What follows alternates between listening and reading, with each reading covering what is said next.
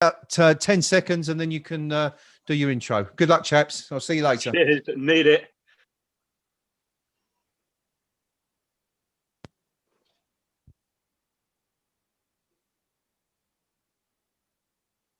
Well, good evening, everybody, and I hope you can hear us, and I hope we're live. 10 seconds, and I've got lots and lots of feedback here. You'll notice that today won't be going quite as smoothly as usual. Our normal benefactor, Mr. The Junction, is currently moving KUMB headquarters, and we've got lots and lots of technical issues. I think the whole thing's being held together by 2 tin cans and a bit of string. So firstly, apologise if we have any technical issues during the course of this evening. And I also apologise for the low quality of the anchor role, which is being performed by me. With me tonight, we've got 2 of the usual stalwarts of these broadcasts. We have down below me on my screen, Rio. Good evening, Rio, mate. Good evening. Good evening, everybody. You're not supposed to just wave. It helps if you talk, mate. and then on the other side, on the other side, a rather hirsute Pink Palermo. Evening, Pinky. Yeah, evening all. Evening, everybody that's watching all around the world. So good evening to a global audience. Let's big ourselves up a bit here. Bono Estente, as they say on Channel 9.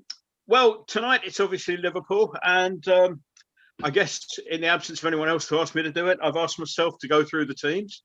And only one change for us, and that comes in the absence of Antonio, who's it was announced yesterday his hamstring is not as good as it ought to be. So we line up as follows: Fabianski, Kufal, Balbuena, Ogbonna, Cresswell, Masuaku, Bowen, Souček, Rice, Fornals, and playing the striker role up front is Haller.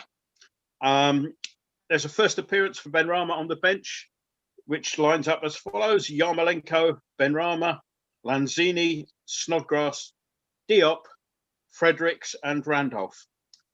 Our hosts this evening, Liverpool, they've had a few injury problems as well, and they line up as follows: Allison, Alexander-Arnold, Gomez, Phillips, Robertson, Jones, Henderson, Wijnaldum, Salah, Firmino, and Mane.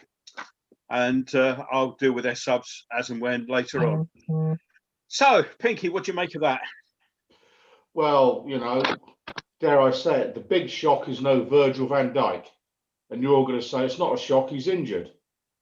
Who knew? Who knew he was injured? I mean, they kept that mentioned every 5 seconds on Talk Sport, 24/7 for the last 3 weeks or whatever long it is, you know. So, I mean, for me, encouraging for us, it looks like David Moyes has got a settled shape and a settled side, bar obviously Haller coming in for Antonio. And I think the bedrock of all good teams is consistency of selection, consistency of availability. So disappointed that obviously Antonio's out, but it's a chance for Haller to actually run. I mean, let's see what he can do there. Maybe, you know, we can get him a running coach so he can run around a little bit. Just have someone on the touchline with a foghorn going, Sebastian, run. Kind of like every 10 seconds. I think we're going to need a bit of that. As for the Liverpool lineup, it's their front three really.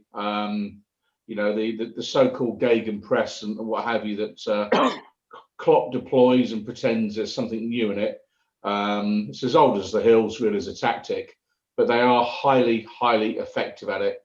So those three, obviously we all think of them as an attacking threat, but the reality is it's their defensive contribution that really marks them out, because they will press us hard to force the error in our back sort of 5 or 6 and try and win possession high up the field. So, you know, for my money tonight,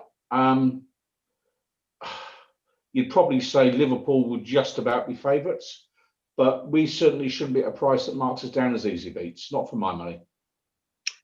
Yeah, thanks, Pinky. How about you, Rio? Any thoughts on Haller up front instead of perhaps maybe Yarmolenko or Bowen? I just think Haller offers a lot more than both of them. Well, definitely Yarmolenko in terms of mobility. I know Pinky's not a fan of his the work rate he puts on, but we apparently went to the Premier League with a request to change his number to 3 and go to Romford and borrow a hare around the track so we could get him to chase a little greyhound style, but it got turned down. But no, I mean, I think he offers a lot more than Yarmolenko, fitness-wise, ability-wise. Bowen, you take him away from that right-hand side and you lose a lot of protection for Kufel. They've been working as a pair really well the last few games. Why disrupt that? We've got a £45 million striker sitting there. Yes, utilise him. Let's make him go out there and prove himself. From a personal and professional point of view, he should be chomping at the bit to make an impact today. So I'm really hoping that he steps up to the plate and delivers the goods this time. Yeah. So Pinky seems to feel that Liverpool's slight favourites, but not pessimistic about our chances. How about you, Ray? Our record at Anfield is so abysmal. You have to say that Liverpool are the favourites. They always will be. But they've got massive defensive woes. They're vulnerable. I mean, we've seen what Villa did to them. This is a weird old season. Anything could happen. And it'd be just our luck that we go up there on a good run of form, put in a shift, put in a performance, get a result. Then the whole nation goes back in lockdown, the season gets cancelled. So the odds are in our favour. yeah, it's sod's law, wouldn't it? So, Pinky, how much do you think, if at all, the absence of a crowd will have a bearing on this? Given that traditionally, shall we say, referees have felt a little bit pressurised, shall we say, to give decisions that may not have always been the most accurate of decisions, shall we say, euphemistically. Yeah, I mean the so-called famous Anfield atmosphere, which is electric up until 2 minutes before kickoff, and then it just reverts to kind of like a typical songs of praise kind of event. They're vocal. They're vocal when they think the ref isn't awarding them 6 penalty kicks every 5 minutes. But aren't we all? Let's be frank about this. That's the job of the home supporters, to put pressure on the ref. And I think within their on-field players as well, they'll be appealing for everything. Henderson's a wise old head now on their in the middle of their park. He'll be putting pressure on the ref as well. I mean, for us, the way I see it, this is when we find out whether or not Deckenbauer is any good. We've probably seen the last of, Super Mark Noble in the starting lineup. Young Declan, got to show it now. He's an England international, and if you want to play for England, which I'm sure Declan loves doing, you've got to perform every single week, pretty much near your peak. We've seen truly great West Ham United players not win that many caps over the years, who would be consistent performers year in, year out, game in, game out. So what I want to see from Declan today is, do you know what? Jordan who? I want the papers tomorrow to be purring and talking about a virtuoso performance from Declan Rice today. That's what I want to see. Yeah, something we haven't touched on yet. Rio, any thoughts on the fact that Mark Noble isn't actually in either in the team or on the bench? Do you think this is the beginning of the end of an era? If that makes sense. Yeah, it is a natural progression, to be honest. We all know the legs have never been there, but they've been on the wane for the last year or two. Mm-hmm. We now have a natural born leader in Declan in the squad, someone to get a grip of the lads, get them organised, lead by example. Afraid to say, Mark is putting a marvellous career at West Ham, but the time to phase him out is here. And in his absence, we've not exactly failed, have we? We've been 4 quality results, very unlucky against Arsenal. Yeah, it's natural progression. I'm afraid to say that Mark's time at West Ham, particularly as a regular starter, in a record space on the bench. It's on the wane. It's just natural time, isn't it? We've now got a Sorry, yeah. If you just now look got at a that successor. again, the if you like the beefing up the midfield role in the event of needing to see a game out, you've got it's really that's been entrusted to Snodgrass, who possibly offers a little bit more going forward as well. I was in discussion with the boss earlier on before the match. We were talking about this, and we're talking about the old head and wise old heads. You mentioning Henderson there, Pinky. Snodgrass can do that. He's probably the one player that we've got who can, to whom that little sort of snidey breaking up of play that might come in useful comes naturally. Something that they've got down to a fine art up here, like Manchester City last week as well. It's not. It's that sort of, you like the tactical black arts outside the halfway line. It's Streetwise, you know, just being smart enough. That's the phrase I'm looking for. Yeah. Yeah, you know, just a player that's a lot of games under his belt, and you very much get the impression that Snodgrass, even as a teenager, knew what to do. Yeah. You know, and you quite rightly say he offers more going forward than say Mark Noble. I mean, the pair of them are the same age, but I think Snoddy's got a bit more gas left in the tank. I don't think he's played quite as many games as Mark for all his clubs. So, I mean, for my money, it's a shame that Mark can't make it at the minute. The real tragedy of this season. Could you imagine if we don't get a single game at home by the end of the year? You know, after 500 appearances or so, you know, Mark doesn't even get a farewell wave to the crowd. Yeah. So that kind of thing would be upsetting. But it comes for every player. Every player has to retire eventually, and it's the nature of the beast. And Mark Noble will know better than any of us, you know, what he's got left to give, and I suspect he's given an awful lot of it already.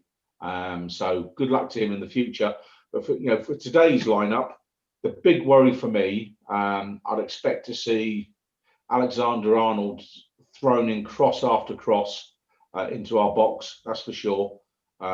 He's a very good crosser of the ball, and I'm still not entirely convinced of Fabian Balbuena's ability to deal with it.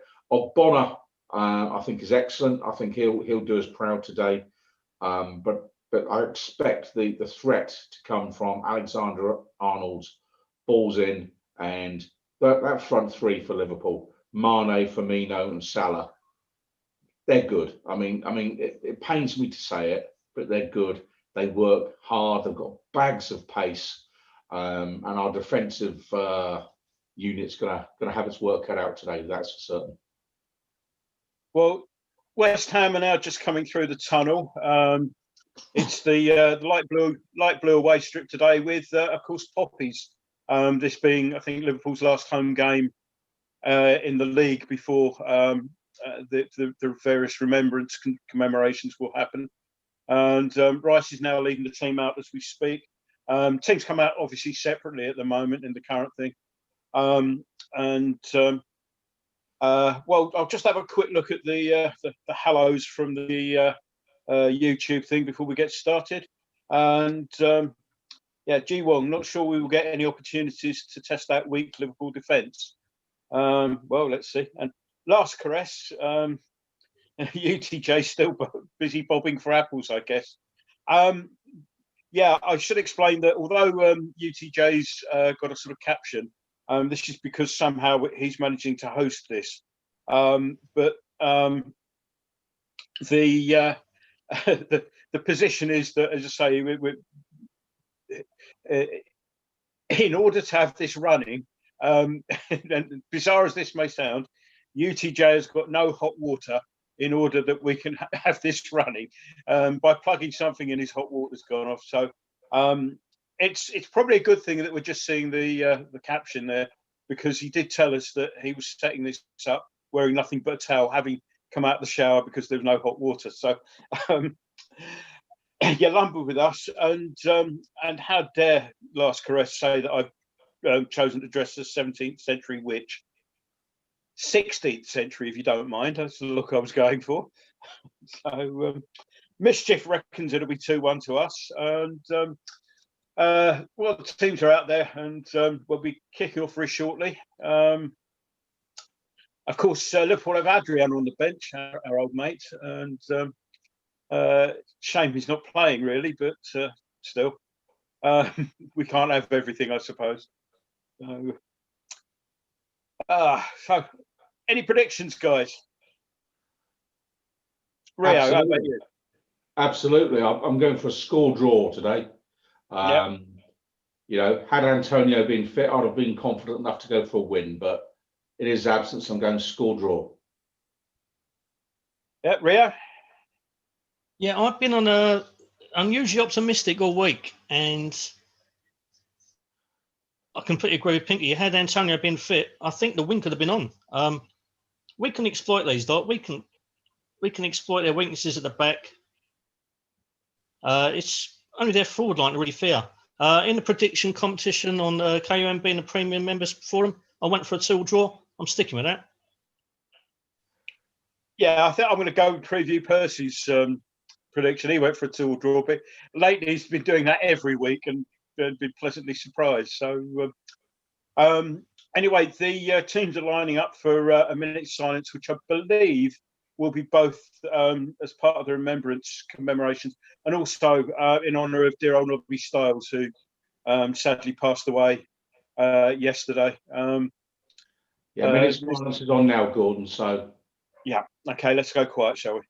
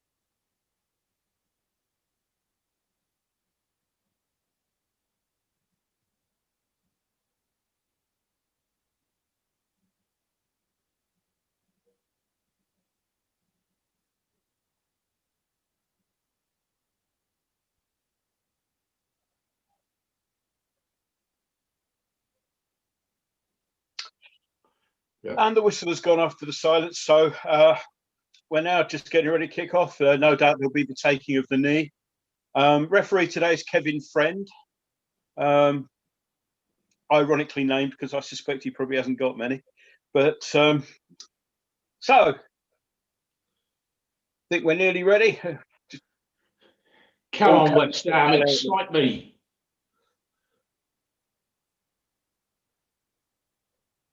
Well, West Ham will kick off shortly. They're just doing the taking of the knee. We'll do a time check once the kickoff gets going, just so we know where we all are and who's likely to react first. And Bowen kicks off. So, immediately the ball played up towards Haller, and nothing much happening. Aerial duel at the moment. So, Pinky, have you got a time for me? Yeah, we're now on 20, 21, 22. Yeah, so you're probably half a second ahead of me. I think there's always a difference between HD and UHD. Salah's in the box and Rice comes along to clear up there. Very early days at the moment, but yeah, it looks like it's the usual sort of lineup with Haller very much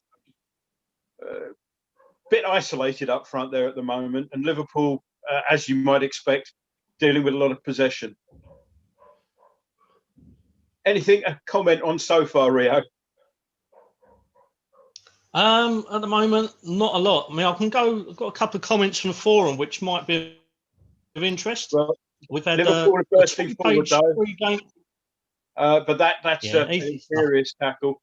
Long ball played. You see, this is something we were saying earlier on. There's long ball played out from the back, which was played out towards the wing, where Antonio might have gone for that, and Haller didn't. And of course, that just gives the possession back to Liverpool, who are building yet again from the back. That's something that we might find a bit frustrating, I think, over the next 90 minutes or so. Yeah, I think we're very much reliant on Bowen and Fornells getting up there and assisting him.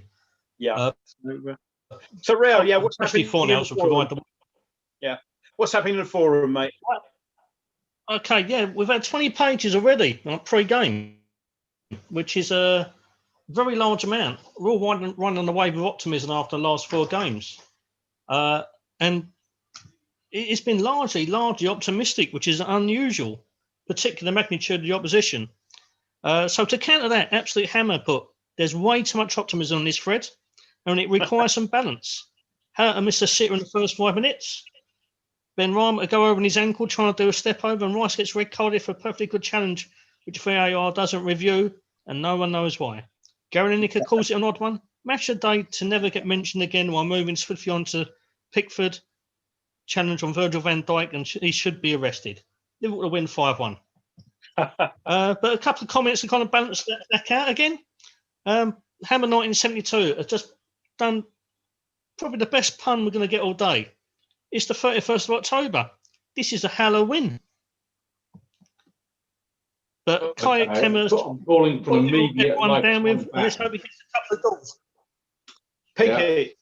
Yeah. Immediate lifetime ban for that pun, whoever made that comment. Yeah. That's just outrageous. Kai Hammer's just pulled it up with, let's get a couple of goals. So he's on the list. Oh. He's on. He's gone. Lifetime ban.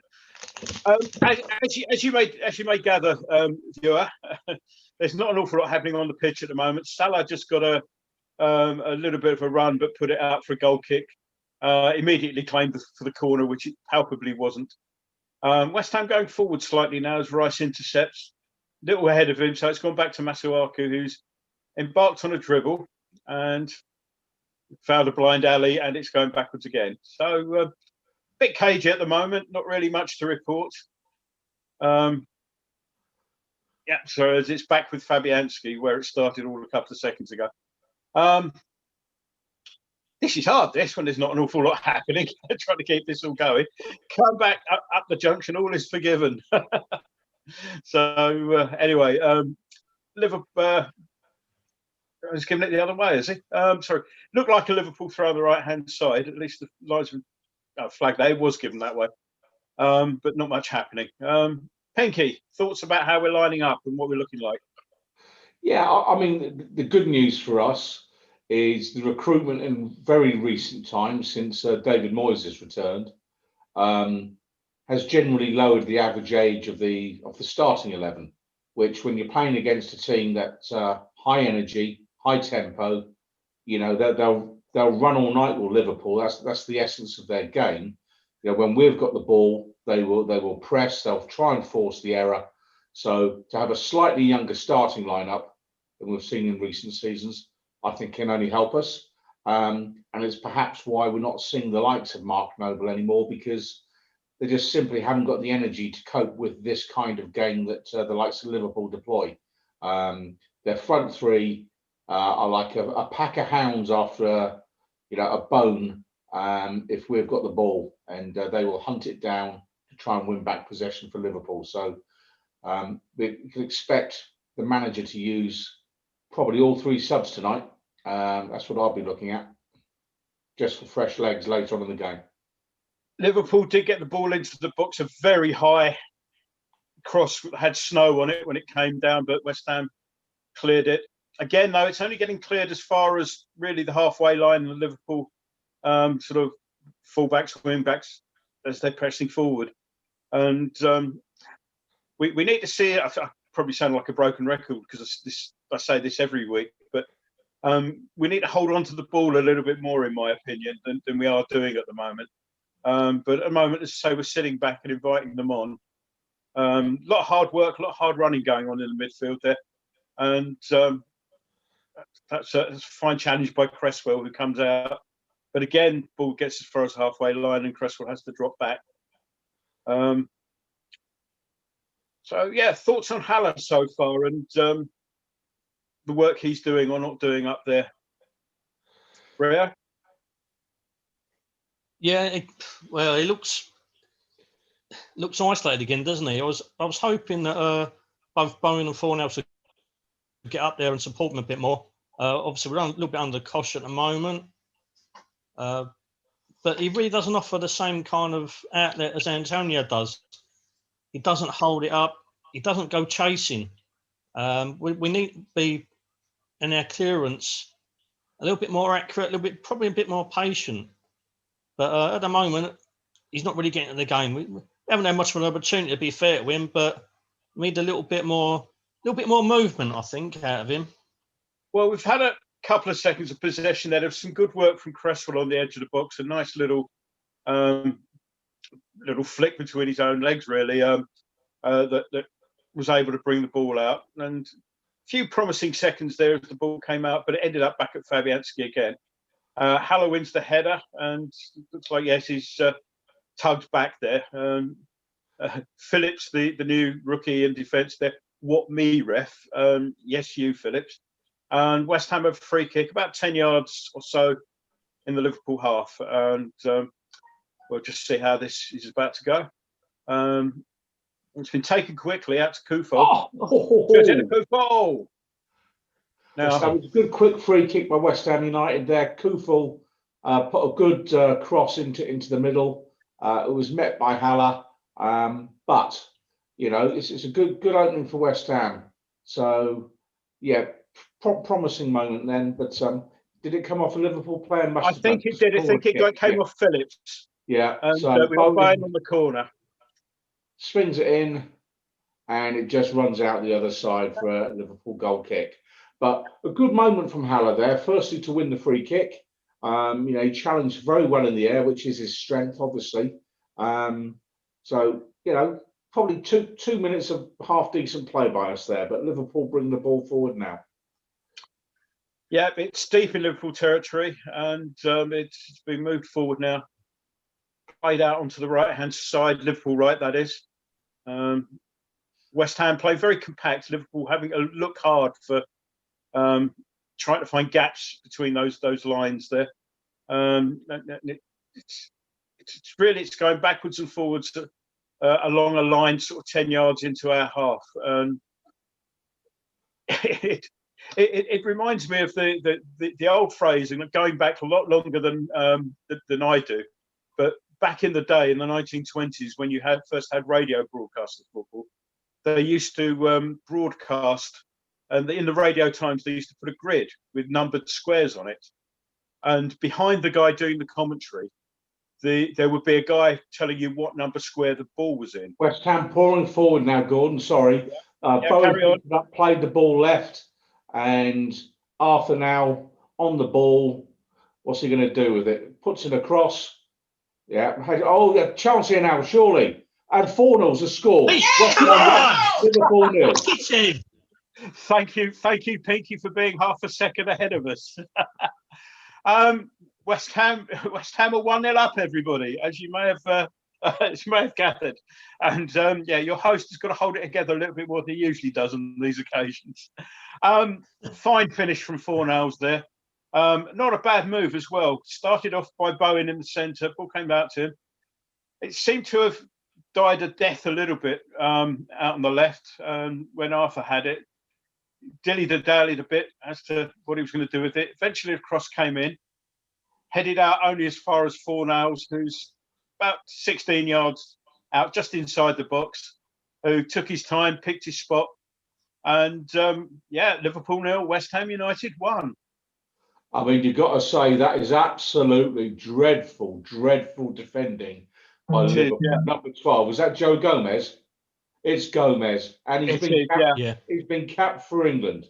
I mean, seriously, Alvin Martin must be watching this now, laughing his head off, because if that's the calibre of centre back that gets England caps these days, Alvin must be absolutely roaring with laughter. You wouldn't get mine, Alvin. What that England cap. with that quality of defending in the great Alvin Martin's day?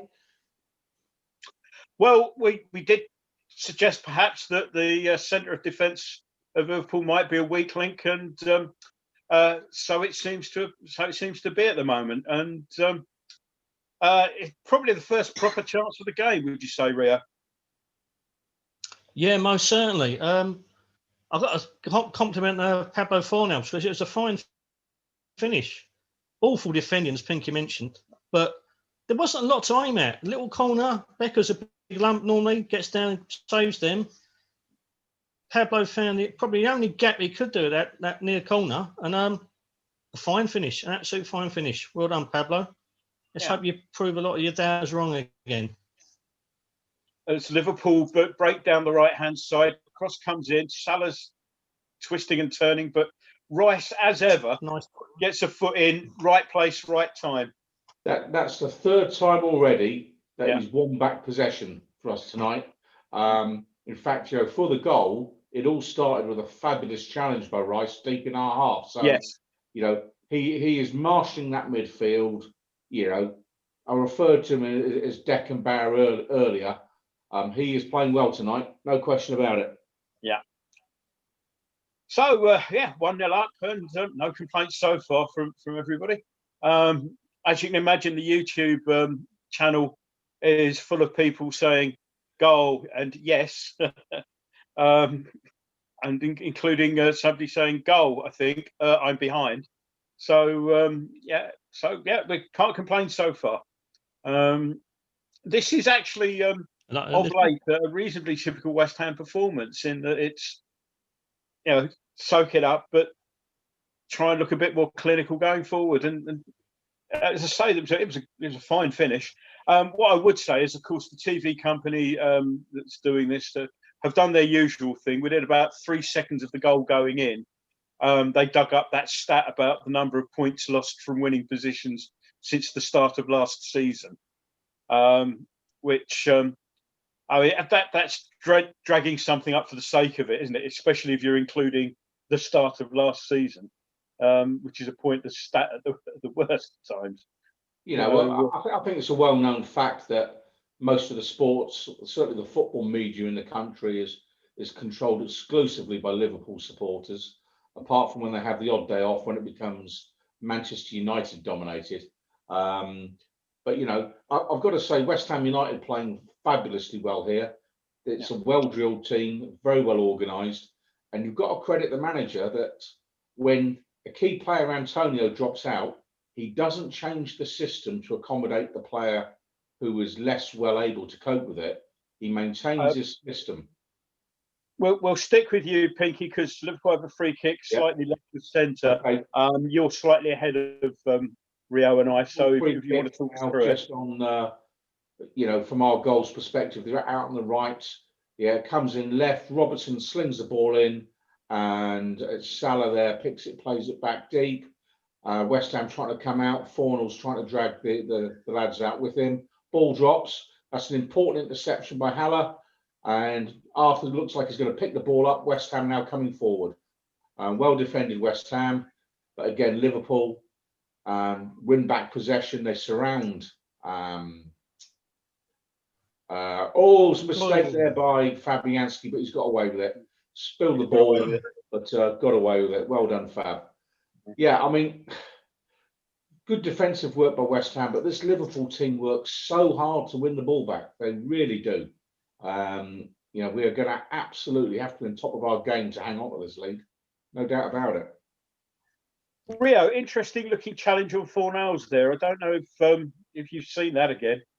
Fornals is certainly in conversation with Jones. It looked as if there was a little late afters in it.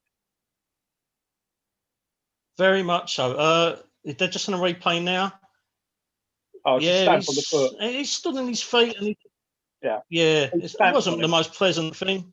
Yeah, expect from them lot. It's an interesting comment on the forum here. For those who don't know, watching the YouTube feed, we have to have the volume down, otherwise it causes a lot of feedback. So interferes with what we're saying. But apparently, Jamie Carragher said it wasn't the greatest of strikes from Fornals. I'd like To to be fair, differ with that, as good Jamie. as Carragher's goal in the cup final, that's for sure. yeah. So stick that up your pipe and smoke it, Jamie. Jamie, have a look at the top left-hand corner of your screen, mate. I don't think we've been Dr. Gold there for the quality of the strike. So I'm sorry, Carragher is living proof that you only have to play for Liverpool to get a job in the media after football, because you could take a shot of intoxicating liquor every time he says something interesting or informative, and still be able to drive home with a clear conscience at the end of the evening. He is a very, very poor pundit, even by current standards. Long ball played from Liverpool down the middle, and that's Kufal's got on the end of it for a corner. Pinky, again, as you're ahead of us, we'll go to you for the corner, if we may. Okay. Kufal knocked it out for the Liverpool corner, and it looks like Robertson's putting the ball in the D there. He's going to take a left foot corner coming across, so it'll be an outswinger. Arm goes up, ball comes in, headed out comfortably. I think it was Souček that headed the ball out.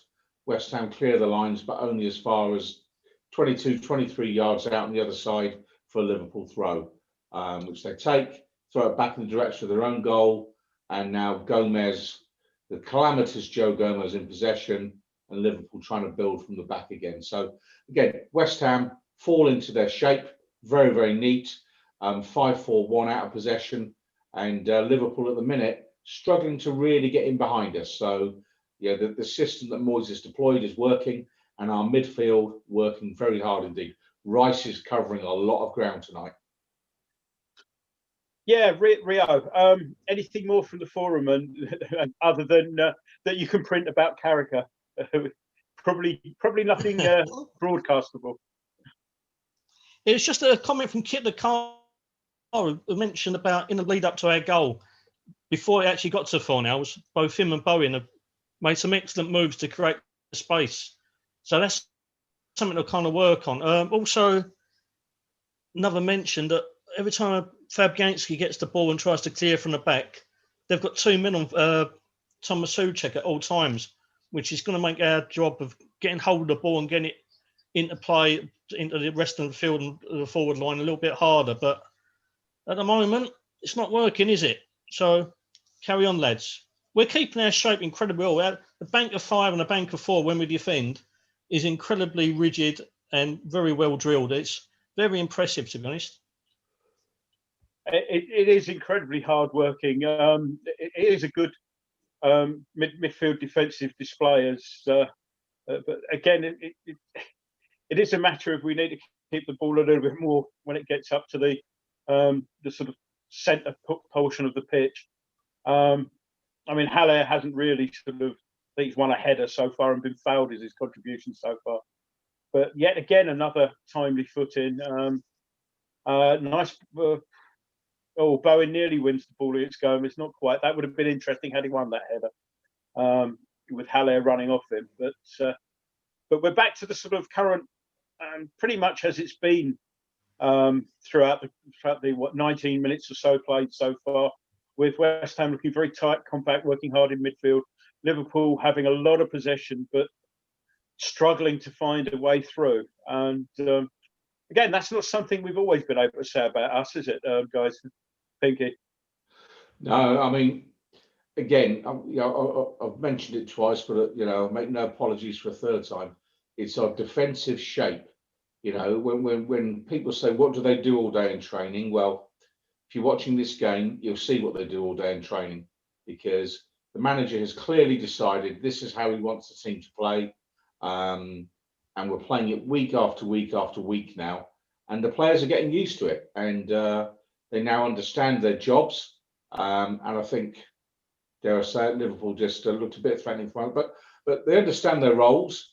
We all get a bit nervous because probably 85% of the game's been played in our half. But that's not necessarily the worst thing in the world.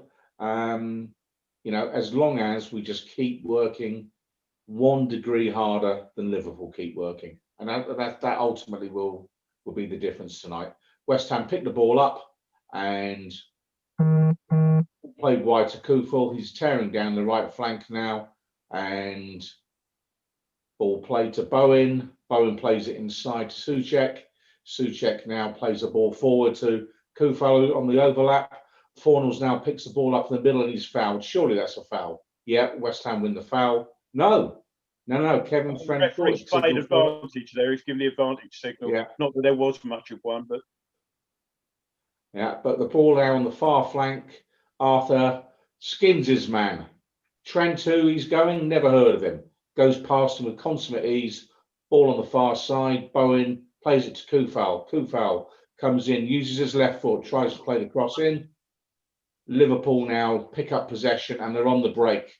And well played, Declan Rice wins the ball back again. superb. Masuaku down the left side. Not quite a good cross, just a bit too deep. Souček now shoved in the back. Surely a foul for West Ham. What is going on here, ref? Oh, come on, referee. I mean, it's bent, and then that was just dreadful refereeing. Souček has been shoved over, and absolutely nothing given. Gives Liverpool a throw, and this is what bugs me about Liverpool. It's not just the big decisions that they always seem to get their way, but it's the sort of the little run-of-the-mill things where that should be a free kick to us. They get a throw in, and it's constant. It's always been like that. Come on, ref, you can't blame the player for that one. Is you end up with Haller then diving in with a pretty poor challenge, Liverpool free kick. But worse than that, the ref would have looked at that and made a little note and gone, next time Haller does that, he'll be going in the book. And it's players get frustration because when you don't get the clear decisions that you should be getting, that's what happens next. Crossing. Sorry, I've had a few technical issues at my end here, but there was a long crossing from our left that Valbuena didn't deal with very convincingly, but it is cleared now and it's back deep in Liverpool territory. Sorry about that. I've had a few technical issues of my own, shall we say.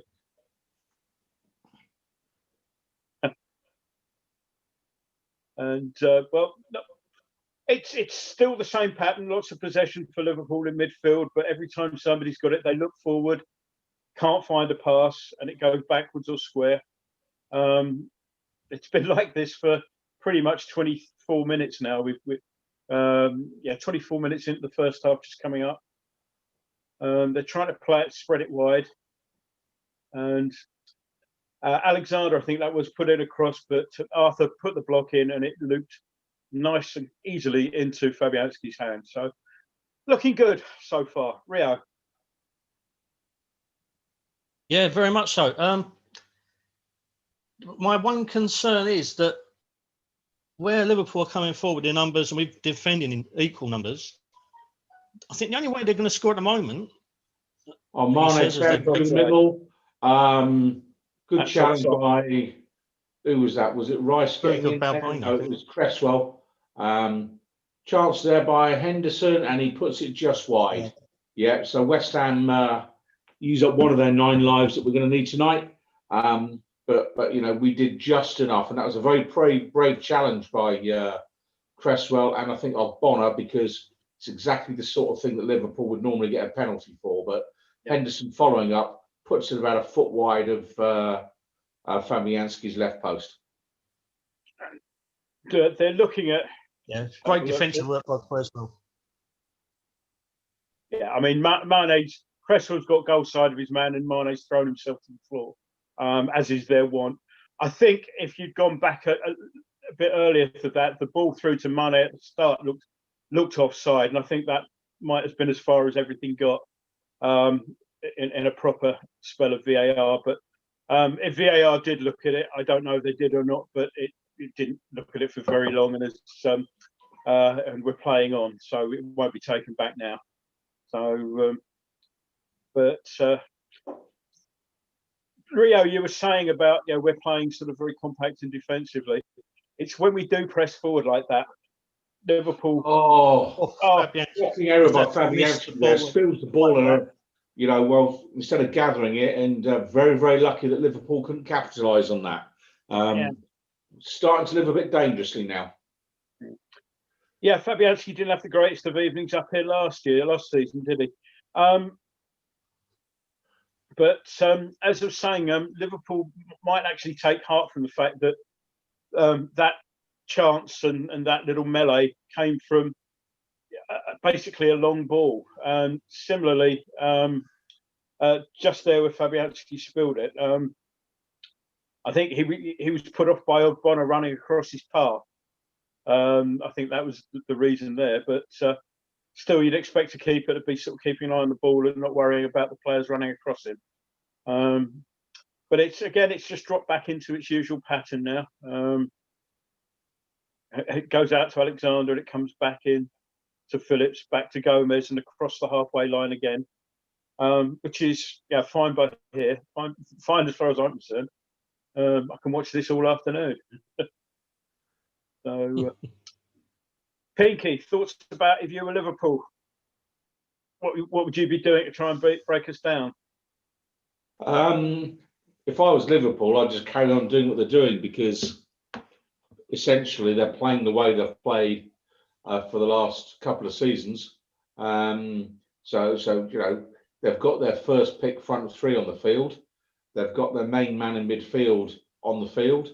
So the people that are likely to make a difference for them, Klopp's already got out there. If I was Klopp, though, I might be saying to feed the ball through to Mane a bit more often down Kuful's flank. Just got a feeling that's where they'll get some change tonight. And again, Liverpool have a couple of times now they've played it slightly longer than trying to work through the ranks. That's where we're pouring forward. Pablo Fornals now plays the ball to Bowen. Bowen, he doesn't collect the ball. Liverpool intercept and they're tearing upfield. Andy Robertson now tearing forward. He's run 40, 50, 60 yards upfield. Mane now on the left-hand side. And this is the difference, though. A year ago, I'd have been concerned about West Ham's midfield getting back. Now we are in our bank of 5, bank of 4, and we are working really hard. That's well played by West Ham to work through the transition very, very quickly and get into shape again. It was good work from Haller there, shielded the ball well and laid it into Fornal's path. Credit where it's due. I mean, we've been a bit critical about his mobility, but there we were playing to what he does well there as the target man. The defender was kind of all over him, but he shielded the ball well and, as I say, just laid it into Fornal's path to run onto, which is what I like to see. How's it looking from your end then, Rio? Any further comments from the forum? Or a couple of comments.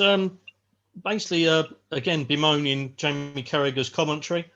A couple of people like John, for one, has mentioned that Haller, for all his deficiencies allegedly in work rate, the amount of space he creates other players has made a bit of a difference when we're on the attack. So that's something to keep an eye on, because he doesn't put the shift in terms of distance covered at times, but he does drag players out of position, which does help us.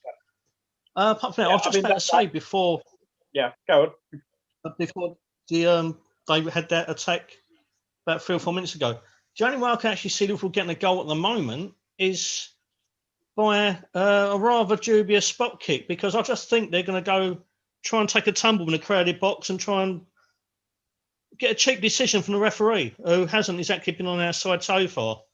I think that's my biggest worry at the moment. We're keeping coping rather well with them. We're keeping it compact. We're getting foot in on a regular basis at the right times. I just think there's going to be a very, very iffy penalty coming up for Liverpool at some point in the next half hour or so. They've been building up the pressure over the last couple of weeks on match officials. Everything that's gone. Just thought they were going to put an attack there, but it's gone back to the usual sort of square passing. The Everton game. Well, we're going to write to the Premier League to get clarification as to why we didn't get anything in that game. And then last week Klopp came out and was saying, we don't want an unfair advantage. We just want we just don't want to be at a disadvantage, which will which would be nice. As Liverpool get called offside. That's actually really encouraging to know that that you can write to the Premier League and express your view, and they'll think long and hard about changing decisions. That's I think that'll give me something to do during the next lockdown. I'll write to the Premier League a letter every day, dear Premier League. They wrote to the league after the Villa defeat, asking why the hell was they allowed to concede 7 in one game. Yeah, I don't know if any luck with that appeal, but I expect it to come through in the next 2 weeks. Yeah.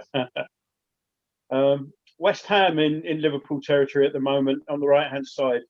Haller keeping the ball well. And yeah, we did win the throw-in. I just thought for an awful second, an obvious throw-in had been given their way again, but it hadn't. So we got Kufal on the ball and about to take the throw-in. Goes into the box.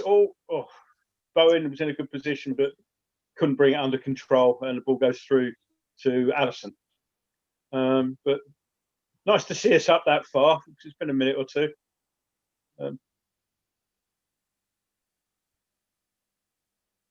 And Liverpool by a free kick. About 30 yards out. This is. Let's see that again. Mane went down fairly easily as Rice. I think Rice and Souček were in there.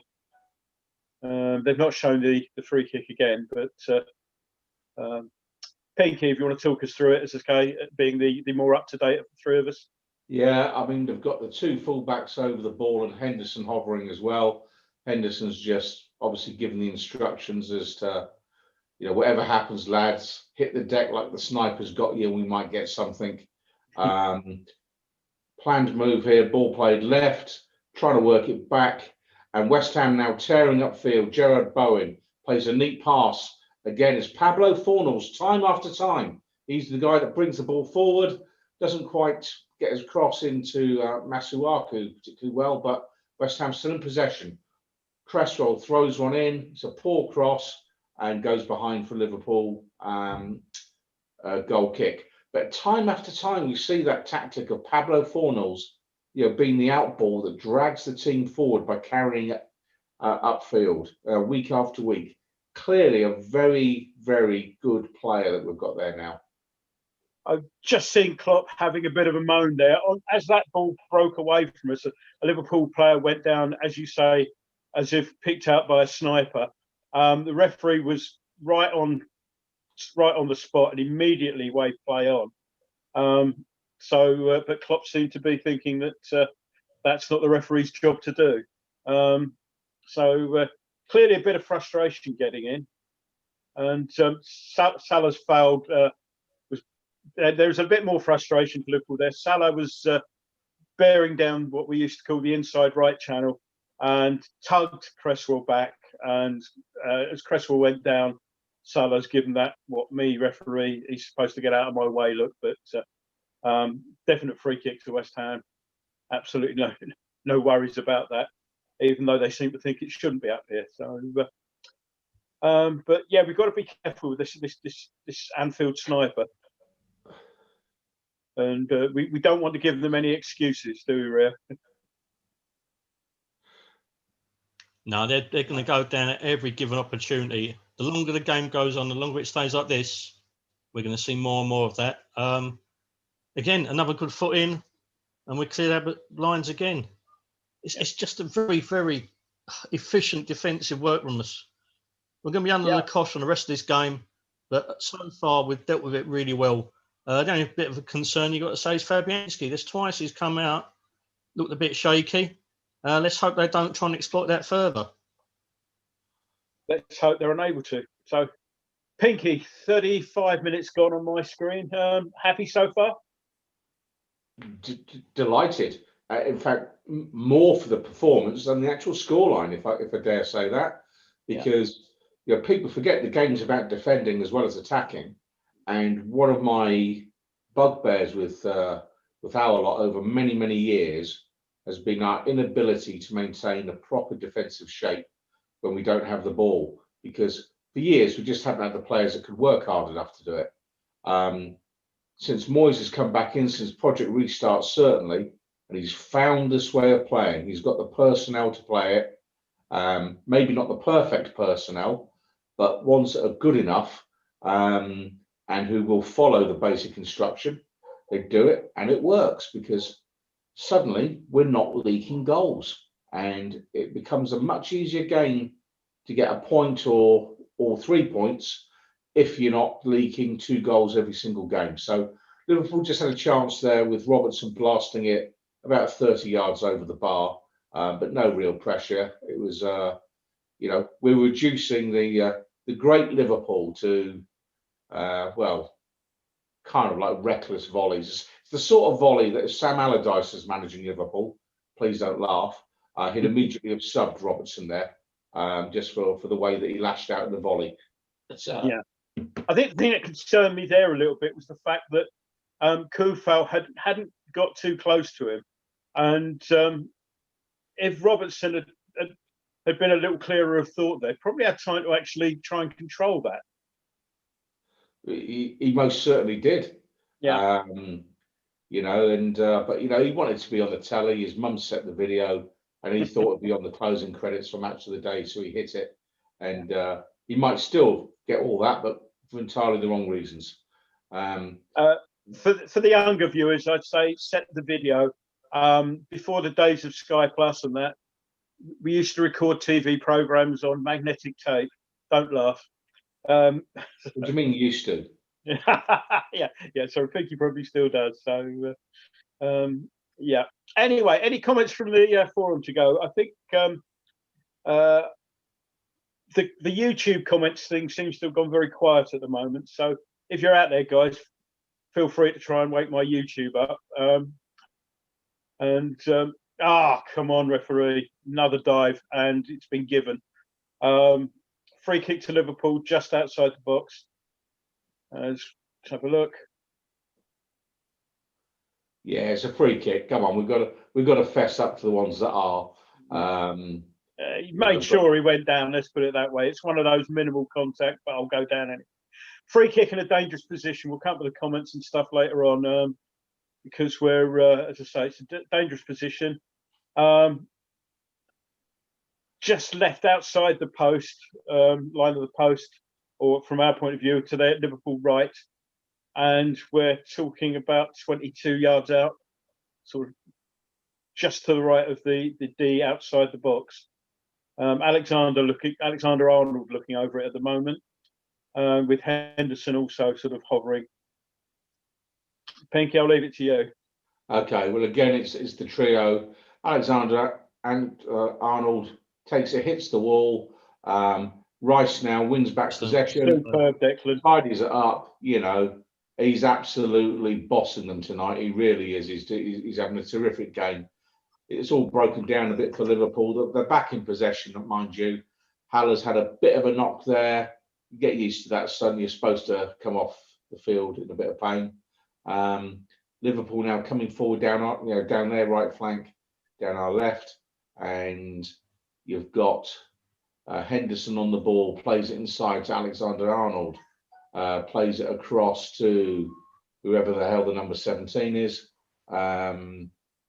Salah now on the ball, goes down. Ooh, referee coming at you, yellow card.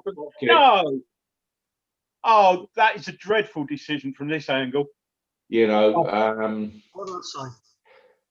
He said the sniper was around. I'd like to see that again, but let's have a look at this. Salah's gone down like a proverbial sack of spuds. Oh, seriously. Oh, referee, that is a yellow that's card. Got to be VAR disqualified, surely.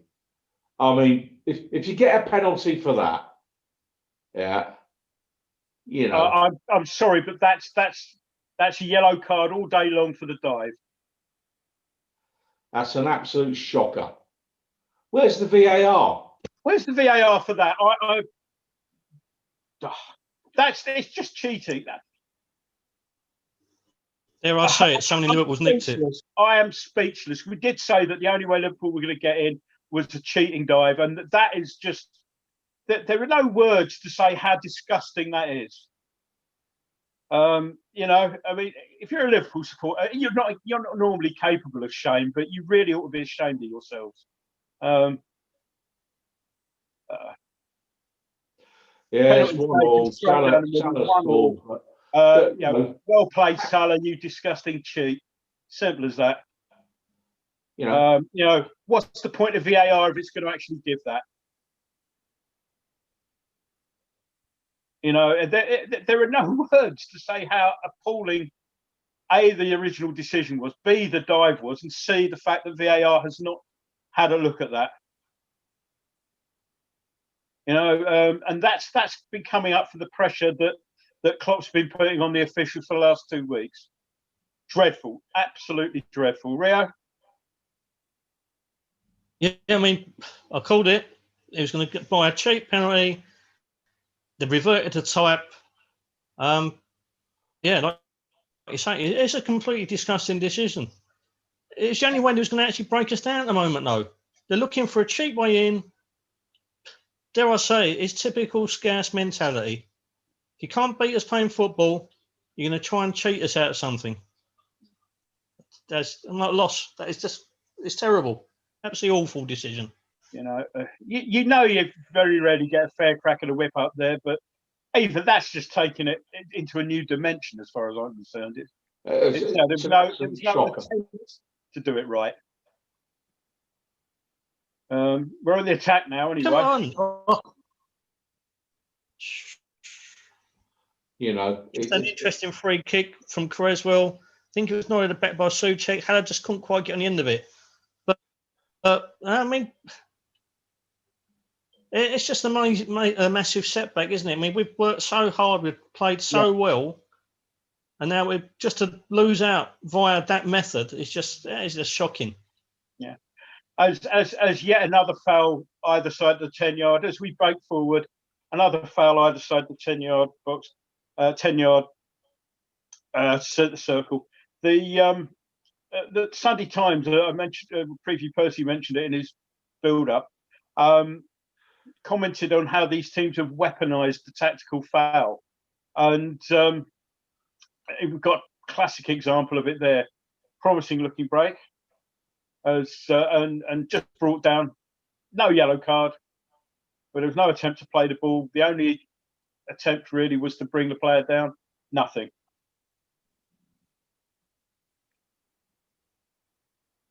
We're getting absolutely nothing out of this referee. Another foul there that's just gone unnoticed. I'm getting very frustrated here, as you can probably tell. Rio, say something to stop me blowing me lid. I mean, the forum's in complete agreement with you. They was in complete agreement with us that the only way they was going to get back was via a cheap penalty. The referee couldn't wait to blow his whistle. And complete unanimous Coop support. Very soft penalty. Kick the car, pathetically soft penalty. 6-1 Dixie. We just knew one of them would go down, but Arthur needs to learn not to tackle dead. Just push him and fend him off. It's a fair point, but it was still soft as anything, wasn't it? Yeah, I mean, Salah was going down whatever Masuaku did there. Masuaku was in the same postcode district as him. But now Liverpool sort of again pressing forward. Ogbonna heads away. We need, again, same old thing. We need to be holding on to the ball a little bit better. It's all very well having that shape, but Liverpool play the ball in from their right, but it's played far too long, and nothing happens. Goal kicks for West Ham. I daren't ask what the forum's saying about that, Rio. No, it's just in complete agreement how soft it was. It's 3 or 4 posters and commenting virtually the same thing. Incredibly soft. You couldn't wait to blow the whistle. Everyone's pretty flabbergasted. I mean, for a match, Fred, that's underway against one of the bigger sides, there's been surprisingly few posters. Only 5 pages in so far, this one. I think everyone's either enjoying probably the last night of freedom somewhere and watching a game somewhere nice, or they're just amused by the amount of refereeing decisions, how bad they're getting. It is. I know we're going on about it, but I'm still gobsmacked as to how that's been given. I mean, even allowing for the fact it's Anfield, even for that, it was bad, even by their standards. Well, I mean, were the Liverpool players ranting and raving for a penalty before the ref blew the whistle? No. I don't think they were. I don't think anyone on the pitch. Salah just went down. I haven't got the sound on, but and you're right, the irony of this, but during the week, Sean Dyche was complaining that players, when they're going down, because there's no crowd now, they scream in anguish as they go down, and that's persuading referees to give penalties.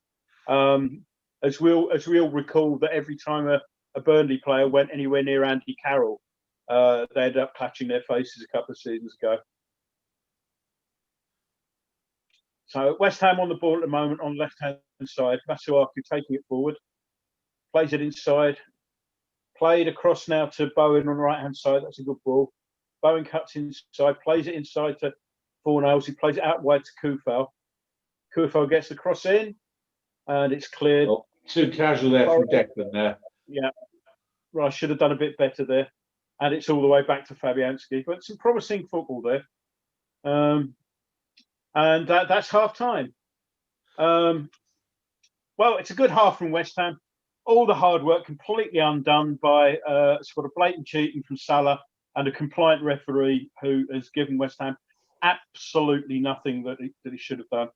And if ever a Liverpool supporter says they don't dive, just play them that back. Salah's got previous as well. There's no way it's a penalty. Let's have a quick look at the YouTube comments. And some chap called KUMB 1997. Hello, mate. Disgraceful, blatant dive. Mitchell is not pen, is dive.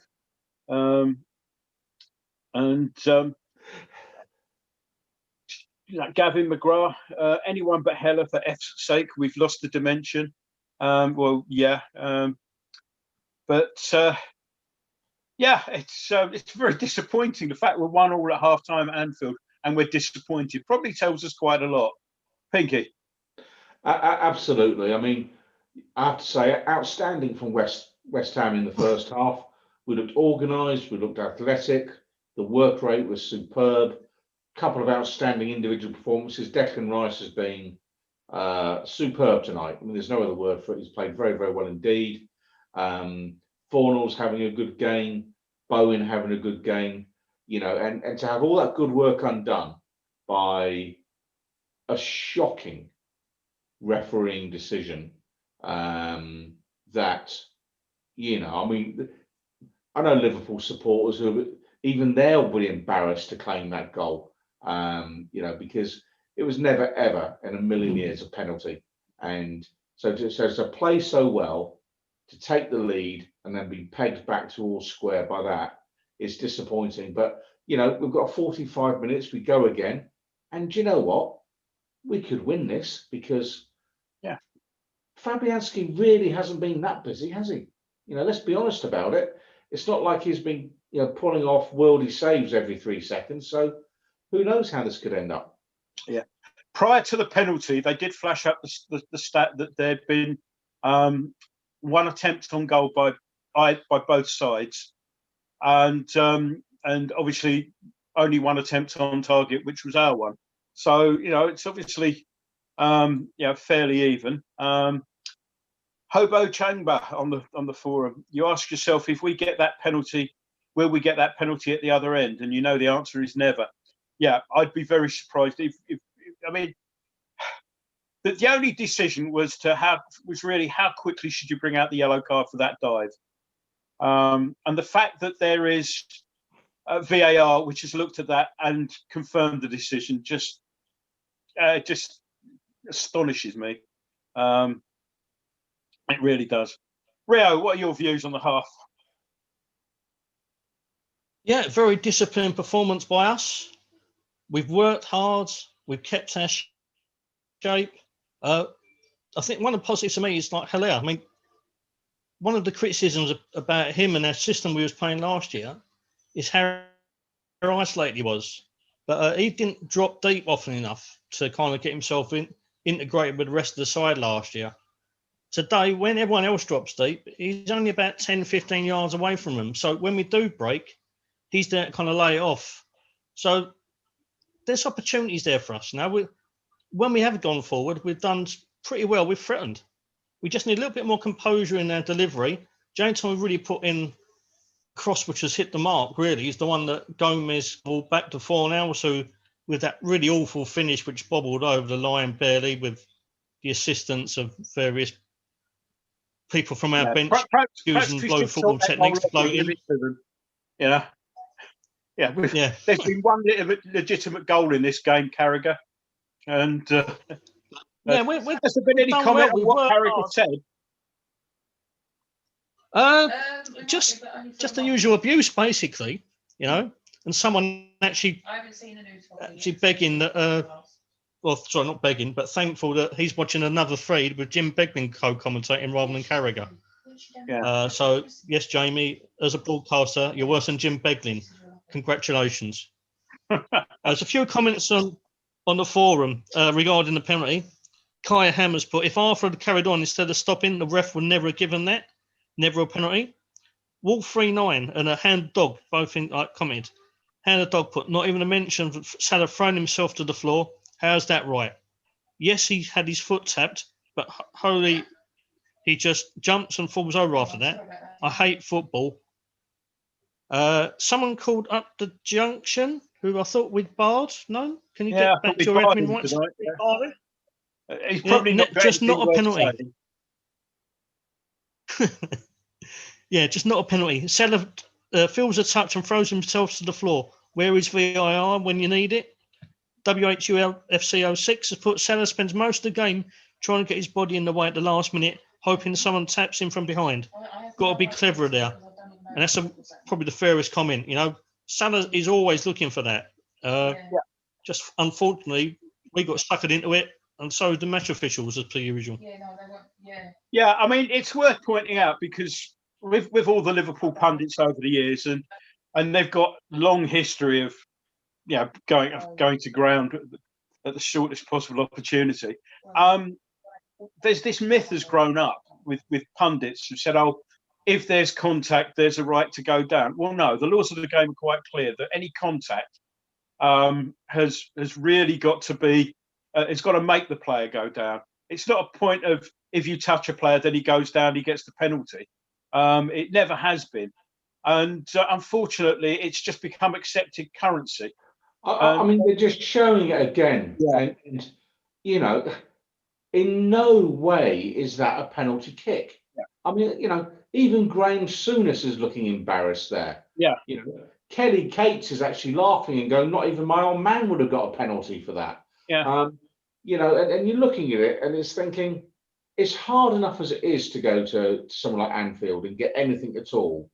But when you've taken the lead with a well-worked goal, and then you actually get pegged back to all square, Mika Richards, I've got my sound off, but you can see he's basically saying West Ham have been robbed there. I mean, there's no question about it. And Rob Young on the YouTube is suggesting I might be a touch optimistic to suggest that we could go on and win it because he thinks we haven't really attacked much since we got our goal. But I think we've been forward a couple of times, and who knows? We get Ben Rama on the bench tonight. Maybe the last 20 minutes, sling him on, see what he can do.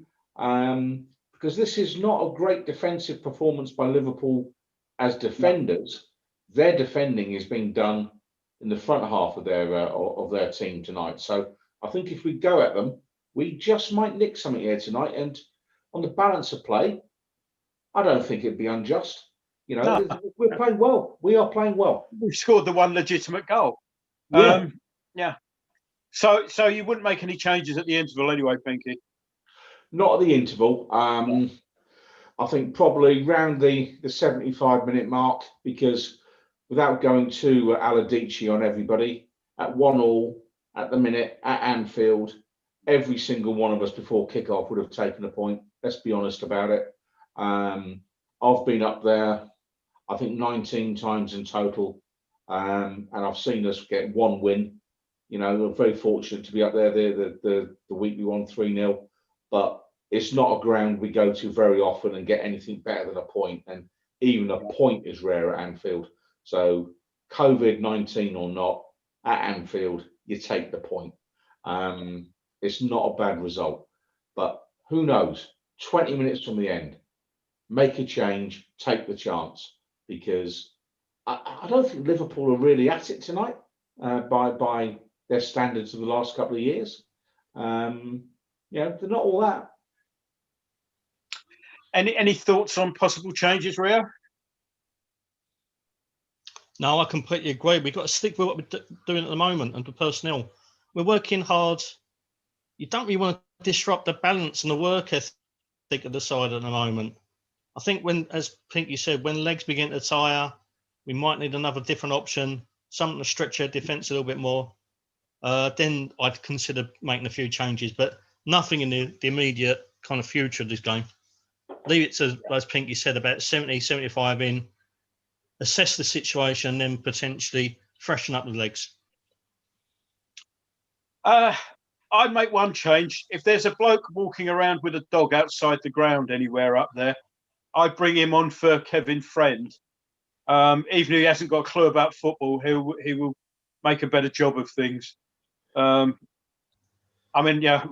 all been there when we've played where the referee hasn't turned up and you've got the man with the dog to do the officiating, so you can have a friendly out of it. And I'd do that. I'd get anybody. Huh? Is dogging a big thing with you? No, I don't own a dog, Pinky. Yeah. Just thought I'd ask. Yeah, I'm glad I cleared that up for you. No, 16th century witch impersonations is me apparently, or 17th. Wow. So, Pete Kingston. I'm not sure if that's Pete in Kingston or Pete Kingston, but have money on a score draw. Was tempted to roll in Liverpool at penalty at 2-1. Definitely should have. Close to as cert as you'll get. Salah takes a tumble for no good reason. Takes a tumble to win a penalty, which all I would ask is that when we get the second half, if we get in the box and somebody breathes on one of our players and goes down, it's not something I condone, but on this occasion, I want to see our players go down with the slightest breath of a touch on them, because in a COVID world, it's legitimate. I mean, let's be honest. I thought he might breathe on me. Yeah, wasn't wearing a mask, officer. He breathed on me, and with catastrophic consequences. Yeah. Who would you have taken the penalty? Should we get one with the skipper with his feet up?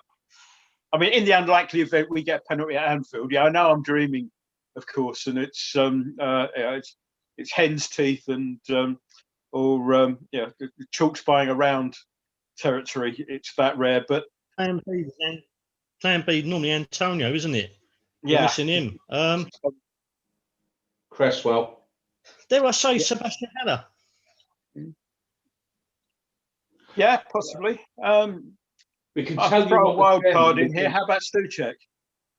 Well, I'm just thinking, Haller's probably on a goal bonus, so the chairman's probably blocked him from taking a penalty. I would think Aaron Cresswell would be a reasonable shout. He can strike a ball quite sweetly. So maybe him or maybe Arthur as the other one. So I think we've got a few options there, but who are we kidding? Penalty at Anfield. Penalty at Anfield, yeah. I'd love to hear Klopp then say that we don't want to be at an advantage from refereeing. Yeah, well, funny enough, I think it must have been the anniversary. It came up on a YouTube feed or something earlier on, but they showed the Villa Leeds game from a few seasons ago when Leeds tried to kick the ball out for a Villa player, and the guy who was nearest the ball didn't get the memo and went on to set up a goal. And it was carnage for about 20 minutes as they tried to sort it all out. There was a sending off, and then Leeds let Villa walk the ball in. But again, there was a defender who didn't get the memo and tried to block it, and it all kicked off after that.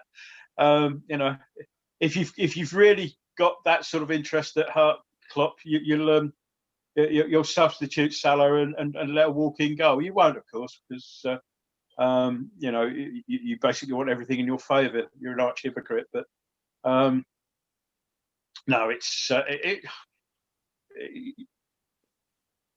well, I mean, VAR has looked at that and said, yeah, that's a penalty. Yeah, really? I don't know who's in the VAR bunker tonight, but if you drop some concrete, liquid concrete in it so they don't get out, because they clearly shouldn't be allowed out on their own. And the teams are coming out again with the smiling Kevin Friend. You know, he's done his job for the half. Exchanges a couple of friendly words with Salah. Salah probably say, "Thanks for that, ref." You know, oh, and yeah, friends laughing at him. All pals together. Yeah. Let's see how this half goes. Liverpool are out on the pitch. I think we're still waiting for us. Oh no, we're out there as well. And we're about to start again. So Hobo Chamber, quite rightly points out we shouldn't get worried about a penalty taker. Yeah, I quite agree. We're unlikely to get one. Somebody would have to actually literally commit murder in the box for us to even get an indirect free kick, well, I think. I mean, you mentioned that, but do you know what? It was such a bad dive. For my money, I'll be looking for whoever's our nominated enforcer in the team, and I'd just get close to Mo Salah, and I would leave quite a nasty one on him, just to make sure you may have stolen a goal for your team, son, but you're not going to be training tomorrow with the rest of the players because you're going to be on the physio's couch. You know, it's cheating. What he's done is cheating. Let's call it what it is. It's cheating. And he's got away with it, and it's outrageous. Big mention to my best mate, David Alistair Craggs, who was my minder when I was in my playing days. He certainly would have let Salah know exactly. You know, you've gone down like that. This is what it feels to be on the end of a challenge that you go down. Liverpool, we've started again. Liverpool on the attack, by the way. And another Liverpool player goes down. This time, the referee gives quite correctly a foul to us. Klopp's looking angry at that, but you know, he went down and looked up and went, "What?" You know, this is what you get. They expect it because they've been given it so many times over the years. They expect these decisions to go their way every single time, and yeah, it says it all. Anyway, free kick to West Ham, launched long.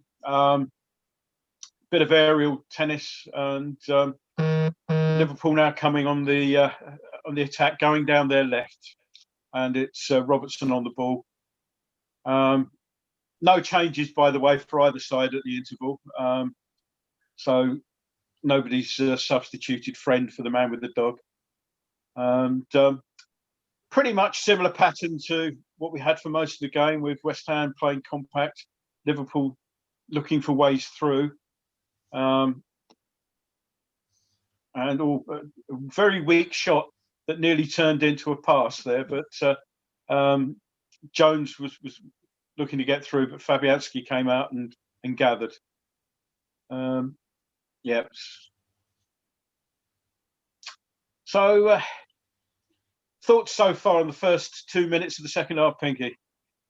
I think Jones is trying his hardest to have almost like a Terry McDermott tribute hairstyle, isn't it? You know, kind of like, you know, there's been more unique ways of getting picked for Liverpool, but you know, looking a bit like him is a strange one. Yeah, I mean, Liverpool comfortable now because they've got the goal back, so that they're playing with a little bit more composure. You know, slightly less pressure on them, because let's not forget, I don't think they've lost for something like 63 or 64 games at home, something of that nature. They've got a very long home record, I think. Yeah. Now, here's something. Declan Rice has just been given a yellow card. Yes, he's fouled Wijnaldum there as he's come through. Could somebody tell me what the difference between that and the challenge that Henderson did in the first half in almost exactly the same position was? Anybody? yellow card. Okay, if that's a yellow card, then why has Henderson not got one? It's just bent in the extreme. You're getting Henderson's charity work. Come on. All right, yeah. He does a lot for charity. So anyway, Peaky on the free kick. yeah, I mean, ball played over the top. I mean, had he actually put the ball anywhere near the goal, I think the VAR would have looked at it anyway for potential offside. But Fabianski in possession, and we're just looking to clear the ball upfield. He goes long, which is clearly the instruction, which I make David Moyes absolutely right on. I think some teams are getting into this sort of like play it out from the back, get themselves in all sorts of troubles at times. When play it along and play the game there. Masuaka down the left-hand side, crosses the ball in, good. Oh, and Fornals again getting on the end of it, couldn't quite steer it into the corner with enough power, but a good chance there for West Ham. It's a good little flick around there from Haller in the middle. Arthur did very well getting the cross in there. Just see it again now. Yeah, Fornals, maybe the shout would have been better from just watching, waiting for Fabianski to pick the ball up. The shout might have been better from, I think it was Bowen in the middle there, was it? Although it was slightly behind him, he might have had more space to get a decent effort in. Was that Bowen there? But you can't blame Fornals for actually taking on that shot, though. But yeah. How's it going with you, Rio, then? Any thoughts so far? No, I mean, a couple of loose balls which we really got to try and eradicate. We really got to be on our mettle and avoid anything silly whatsoever. But when we come forward a couple of times there, it's promising now. Fornals looking lively. As you mentioned, in the build-up to that chance a minute ago, I thought Haller did exceptionally well under pressure, just to drag that round, bring Pablo into play. I think we need to get Arthur in the game a bit more if we can. Yeah. When we attack, he's got a little bit of joy down the left-hand side there. I think it's 2 or 3 times he's managed to get past Alexander-Arnold and cause a little bit of hassle. So, yeah, let's carry on. But we need to kind of make the ball stick when it goes up, get everyone into play. Promising break forward from Rice at the moment. Oh, terrible ball, though. A very rare poor pass from Declan there. When we're in promising position, it puts us on the back foot a bit. But again, another loose ball from Liverpool enables us to bring the ball away. And honestly, the difference in our play now, at the transition, compared with a year ago, is chalk and cheese. Our ability to turn defence into attack instantly, it is watching a different team. And I don't think David Moyes has got nearly enough credit for it. He has actually improved us enormously in his second spell as our manager. Yeah, quite agree. As you'll gather, again, Liverpool, a lot of possession, but it's in their own half, and it's going from side to side as again they're trying to probe and trying to find a way between the lines, and which they nearly got there, but it's come back, and there's some nice one-touch football, but again it's come back, and but they're building up a little bit of pressure now. We're a bit deep, and Arthur's lost his man. And the cross came in, looked dangerous, but we've done very well to get that clear eventually. But again, it's coming back. We need to make sure these clearances count.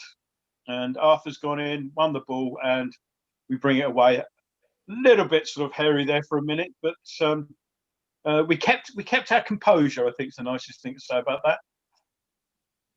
I mean, clearly they're targeting to work the ball in and around behind Arthur.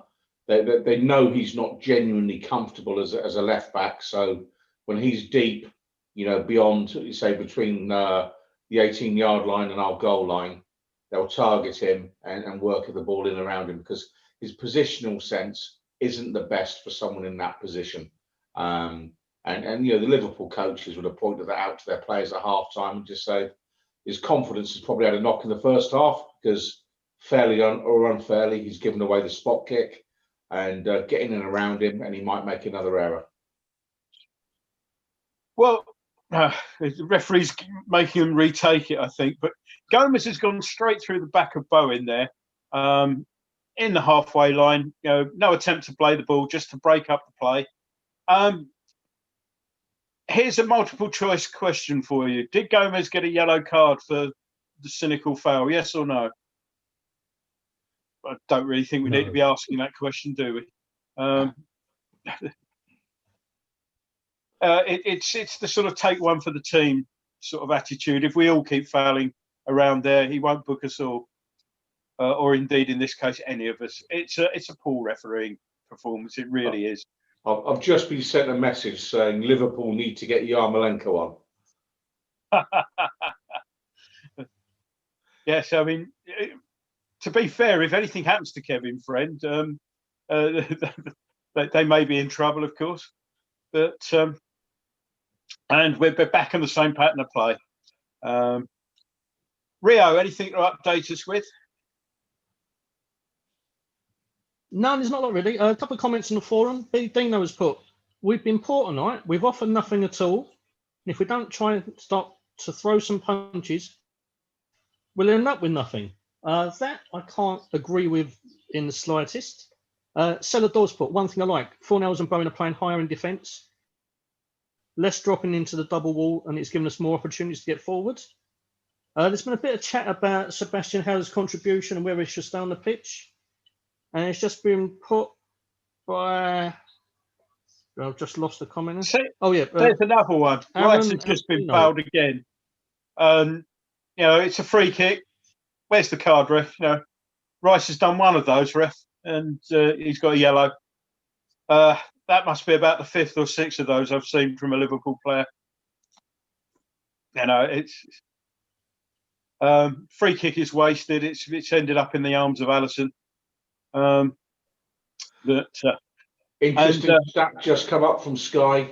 Top scorers since June the 17th. Number 2 on the list is Mikel Antonio. Yeah, I'm fairly sure that some of Harry Kane's have got penalties involved in that as well. I think that's a racing certainty. But you know, for me, just going back to Billardino's comment on the forum there about being poor tonight, Billy, please, let's keep a sense of perspective. You know, there's nearly an hour gone. We're at Anfield and we're drawing 1-1. That isn't poor.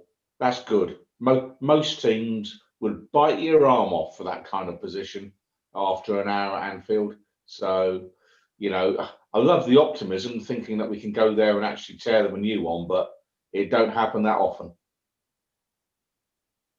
And yet another foul for West Ham. Again, I'm not sure their number 17 is, but that's about the fourth he's done in exactly the same spot. I suggest Kevin Friend has a look at the laws of the game. There's a section called persistent foul play.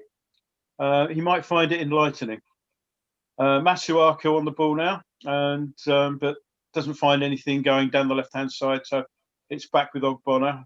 That's a Balbuena, plays it outright, and Kufal's got a bit of space to run into, cuts inside. Souček plays it into Fornells, back to Souček. Nice ball out to Masuaku. There goes Cresswell on the overlap. Cresswell's cross in, and it's cleared out for a throw-in by Liverpool. Nice bit of football there, Rio. Move of the game, undeniably the move of the game. Lovely football by West Ham United, and then probably deserved to get at least an ooh or an ah by forcing a save from the keeper. But in the end, nothing came of it. But very good football. Yeah. You saw Cresswell coming on the overlap from deep there, which is something that him and Masuaku do a lot of. But again, we lose possession cheaply when we're on the attack, and that's nicely blocked again there by Cresswell. So yeah, Jones is the one. He's committed 4 of those fouls, the 10 yards outside the halfway line. well, I think let's see how many it takes for a yellow card to come out, if any it does at all. So one to watch there. Liverpool in our half, but again back to the halfway line. Gomez tries to play it in, and I think it's Marnie comes deep, but still Marnie on the ball. But again, it's got to go square out to Alexander-Arnold. Back to Mane. Tries to dink it through. That's a great piece of defending by Cresswell. Dangerous looking ball, but Cresswell actually managed to loop it away. Not sure it might have been Salah was trying to get in behind him there. So all doom and gloom on the forum, Rio? No, very much far from it. There's a lot of positivity. The only thing they're commenting is about Sebastian Halle and his contribution and the way we line up with him. A lot of people are calling for him to be replaced by Ben Rama, change the formation a bit. But no, I mean, Floydie Hammers just put the game wouldn't be any different if we had Antonio, as the rest of the team is so deep. 2 shots all game so far isn't good enough. We should be attacking their weakened defence, not trying to pack ours. Again, I'm not sure I completely agree with that, because you can't go gung-ho at Anfield because they will outgun you. We're playing exactly the right way for me. And I actually think Hilaire's done right. Not been involved a huge amount, but he's done what he had to. He's worked the defence a bit. He's playing it differently. He's made some telling contribution. Whereas a sort of a deep clearance into the channels, as Liverpool come on the attack, Mane's trying to keep it in but fails to do so. Whereas Antonio gives you that, I'll chase everything down the channels and keep them honest. Haller does play more as a target man, and he's not doing that role too badly. The problem is that it does give us a little fewer options when we're bringing the ball out of defence. We do have to make sure that it's played to Haller rather than in an area for him to run onto. It is different players. But, I mean, let's just cut to the chase here. Plenty of people were predicting that we might struggle if Antonio picked up an injury before the transfer window shut. So it's not hindsight what I'm about to say. It's foresight, and it's no secret that David Moyes wanted to get Josh King in. So but we ended up with Ben Rama from Brentford instead, and who was clearly the chairman's choice. And I just wonder, here we are again tonight. Had the manager genuinely got the player that he wanted, we might be in a much stronger position tonight, because he'd have had a player who could play, dare I say it, the Antonio role far more comfortably than what Sebastian Haller was doing tonight. And it's a further example of the chairman interfering in the squad composition that is hurting our first team's chances. And I don't think that should go without mention. Cresswell's fallen awkwardly here. That looks as if there might be some form of groin strain. He slipped as he tried to get past his defender. It was a promising position. And it was a bit sort of legs going in different directions and a bit of a Bambi thing going on there. Just about to show it again. Oh yeah, he's in a world of pain there. That's a groin, I think. Eye making looking at that stretch, and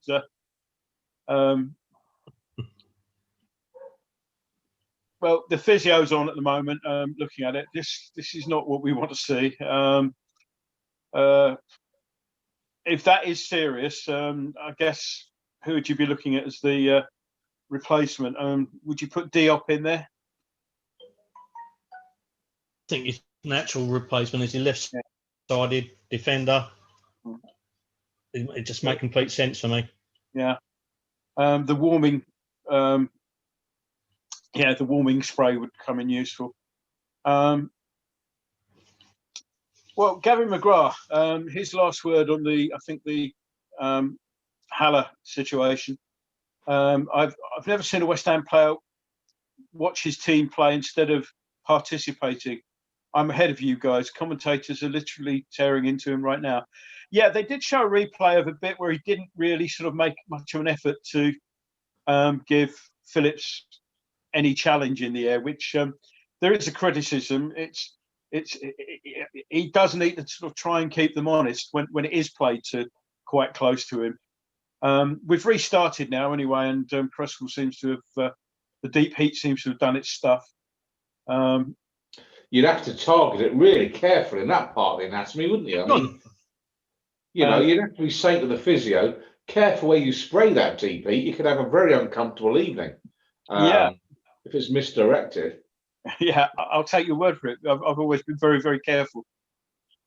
Certain specialist applications that I'm aware of. Yeah, I'll leave it there.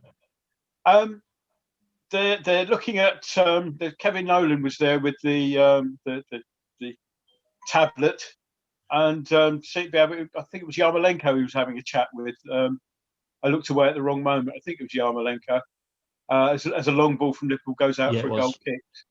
So we may be having a change, and I think Haller's looking favourite to be replaced. Either they're playing Candy Crush or they're looking at where somebody wants to play. So what do you reckon, Yarmolenko down the middle? Yeah, I think it's going to be. I think they'll put Bowen in the middle and put Yarmolenko on the flank. As Fornals is in a promising position. Come on. Oh, Fornals, the shot blocked, and Bowen's doing his absolute nut because he thought he was in. Shame there, but it was a good position. And we look good money to restore the lead there, but Liverpool got a block in on it. And we're back on the excuse me. Liverpool now back trying to work again at the attack. Salah stayed on his feet there for at least 5 seconds, and it's going square, and no, nothing penetrating from Liverpool at the moment anyway. But I think next time the ball goes out, looks like we'll be seeing our first substitution of the game, and the smart money is Yarmolenko one for Haller. We will of course tell you if it's anything other than that, but certainly the cameras were focusing on Haller, and as I say, a little bit of a lack of effort in challenging for the ball when you really wanted him to be given the centre half a bad time there. And I know it's a very facile thing to do to compare Haller with Antonio, but you know, Antonio would have let Phillips know he was there if nothing else. Excuse me. I hasten to add this isn't COVID. I've just got a dry throat. And Liverpool got the ball into the box there, and I've got my heart in my mouth every time Salah's in the box, worrying about whether or not how he's going to buy a penalty. But he didn't that time. But let's have a look at this chance again they're about to show. That was Haller winning the ball. Fornals had a shot. I mean, you know, he could have just knocked the ball square, and Bowen could have banged it in with his dodger. I mean, you can see why he took the shot, but it was the wrong option. And you can see why Bowen was doing his nut. Yeah. The ball did go out there, but the substitution still hasn't been made. We're still waiting for that.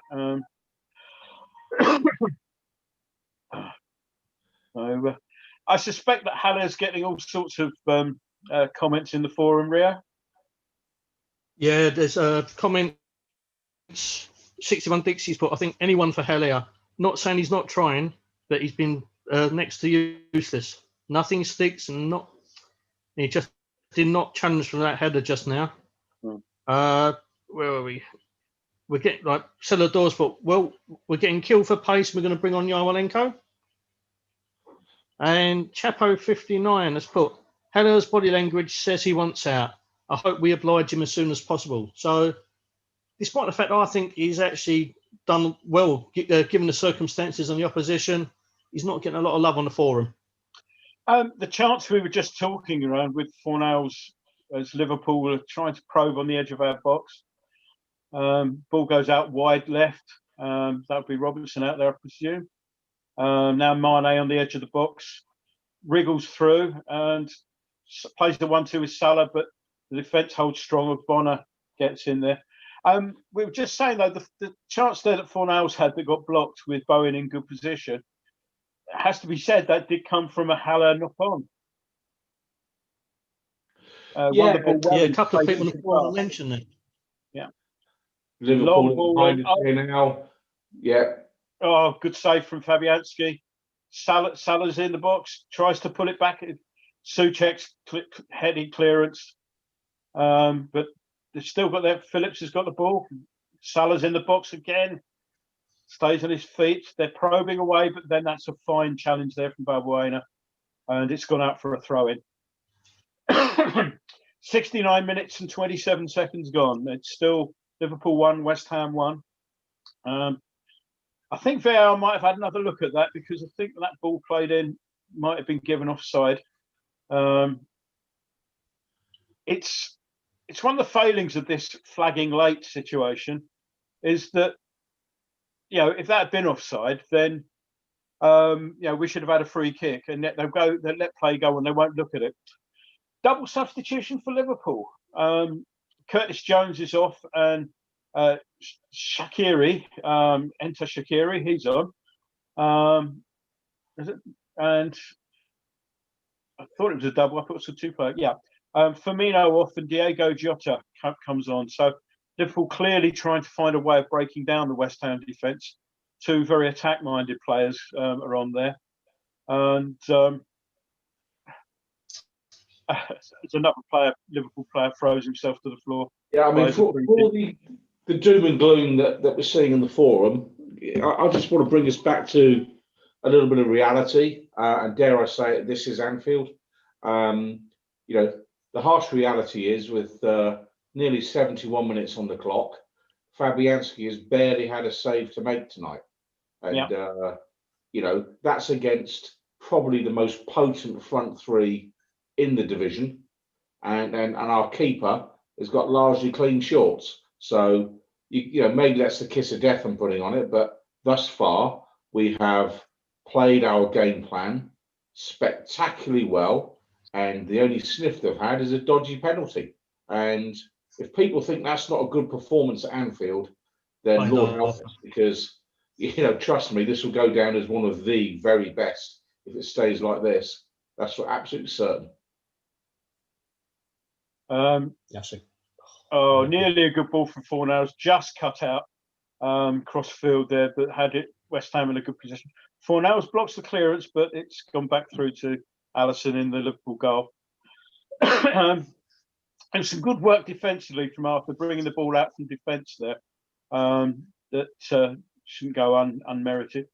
Well, about 5 minutes ago, we were looking at Yarmolenko, looking at the Kevin Nolan's brand name unknown tablet. And it looked for all the world that change was going to be made, but that was 5 minutes ago and nothing's happened since. So we're in the 70th. Right in the Candy Crush thing. Sorry, was that rare, mate? Definitely right. I think you was right in the Candy Crush thing, because unless they finish that level, you ain't coming on nowhere. Yeah. Other games. A couple of comments on the forum. Junko partner on the forum was put, I've got a growing feeling we might nick this. One or two flickers of attacks recently. Haller just started for a good move for Fornals to have a pop. And Celador's put the amount of passes that we put out play going forward is incredible. And that's something we've got to be less prolific at. Yeah.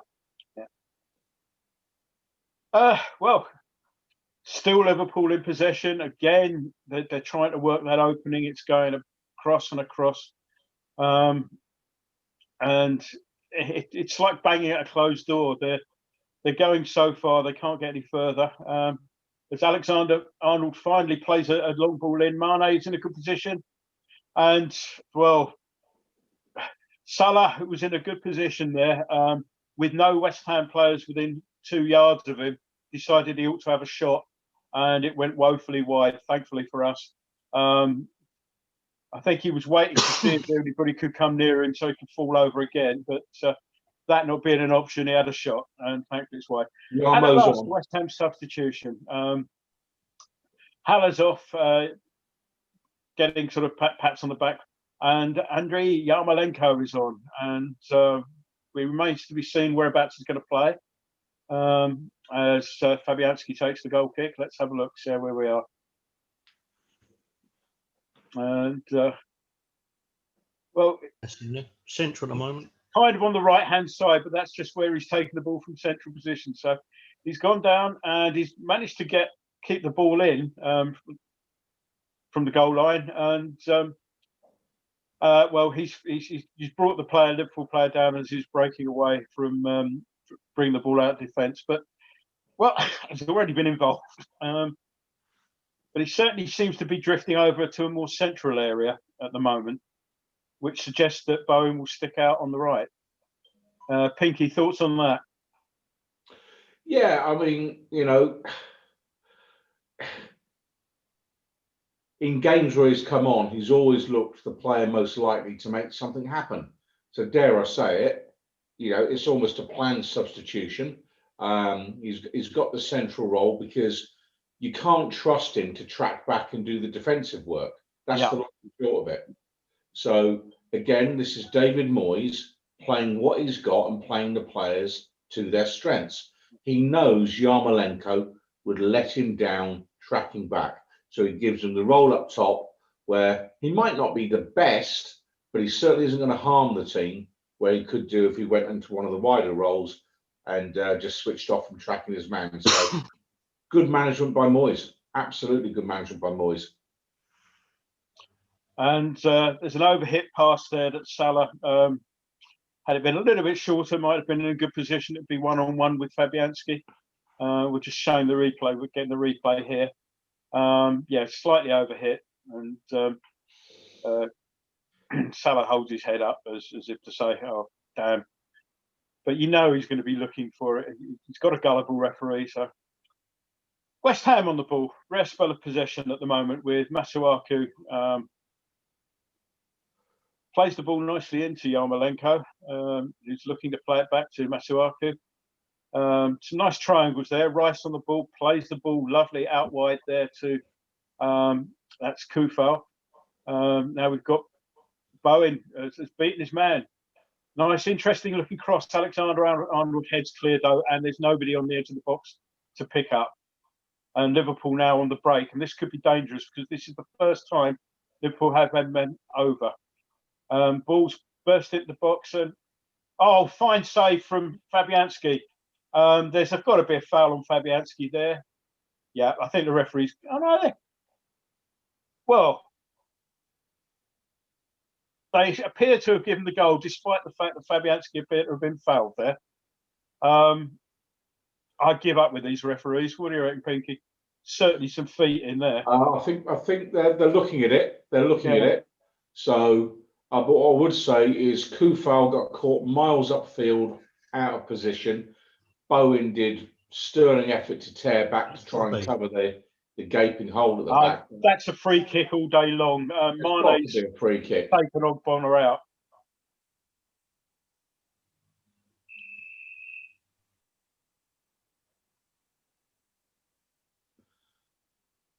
Checking goal, possible foul. As checking possible assault, surely. Yeah.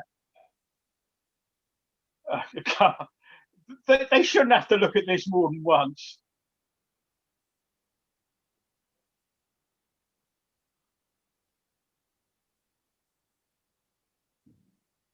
I mean, I'm gobsmacked, but they're desperately trying to allow this, aren't they?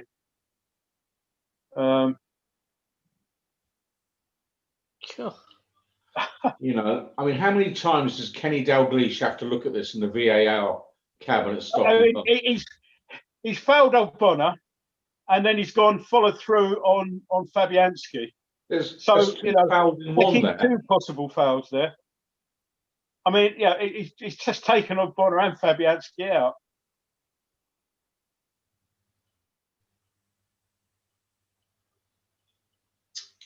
And he's now going across to have a look at it himself. Oh, Jesus Christ! I mean, sorry.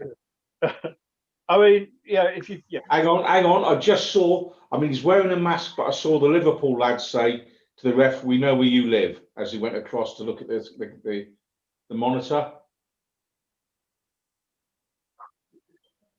If this goal gets given, then they've abandoned all pretense of honesty in refereeing. I mean, I think they've done that a long while ago, but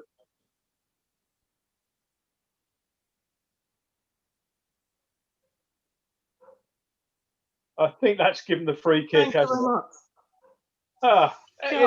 Taking him off and out. I'm sorry, Jurgen. Not even I can give that as a goal. I think. Oh, hang on. I now know why they've got the black armbands on. It wasn't for Nobby Styles after all. Yeah. You know, a city in lockdown now goes into mourning. You know. I mean, this is the absurdity that's of an it. assault. Oh, Bonner's won the ball there. Yeah, I mean, it's taken them a dozen looks, and then they said, finally, they say, have another look, referee. You know.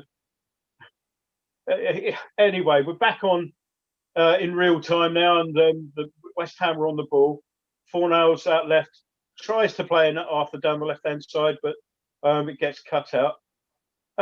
Klopp's probably looking a little bit upset about that, and I'd love to hear what he's got to say afterwards. Throwing the West Ham deep in Liverpool territory. I don't know how we're going to play this at the end, because normally I would be the one that sits and listens to the managers. Rio, could I? Well, Rio or Pinky, decide amongst yourselves which one's going to do that. Well, Cresswell loses the ball, and again Liverpool now looking dangerous on the break as the game gets stretched. But Mane's found himself in traffic, loses the ball and throws himself to the floor. No free kick, but you know the way he went down spoke volumes about this Liverpool side. So Rio, what do you think about that foul then? It's a clear foul, not Bonner. He almost broke Fabianski's wrist on the follow through. How many more times did you got to watch it? You know, it's like I was watching UK Gold at one point, as that was repeated so many times. It's an absolute joke. I mean, we called it in real time, seeing it once. Yeah.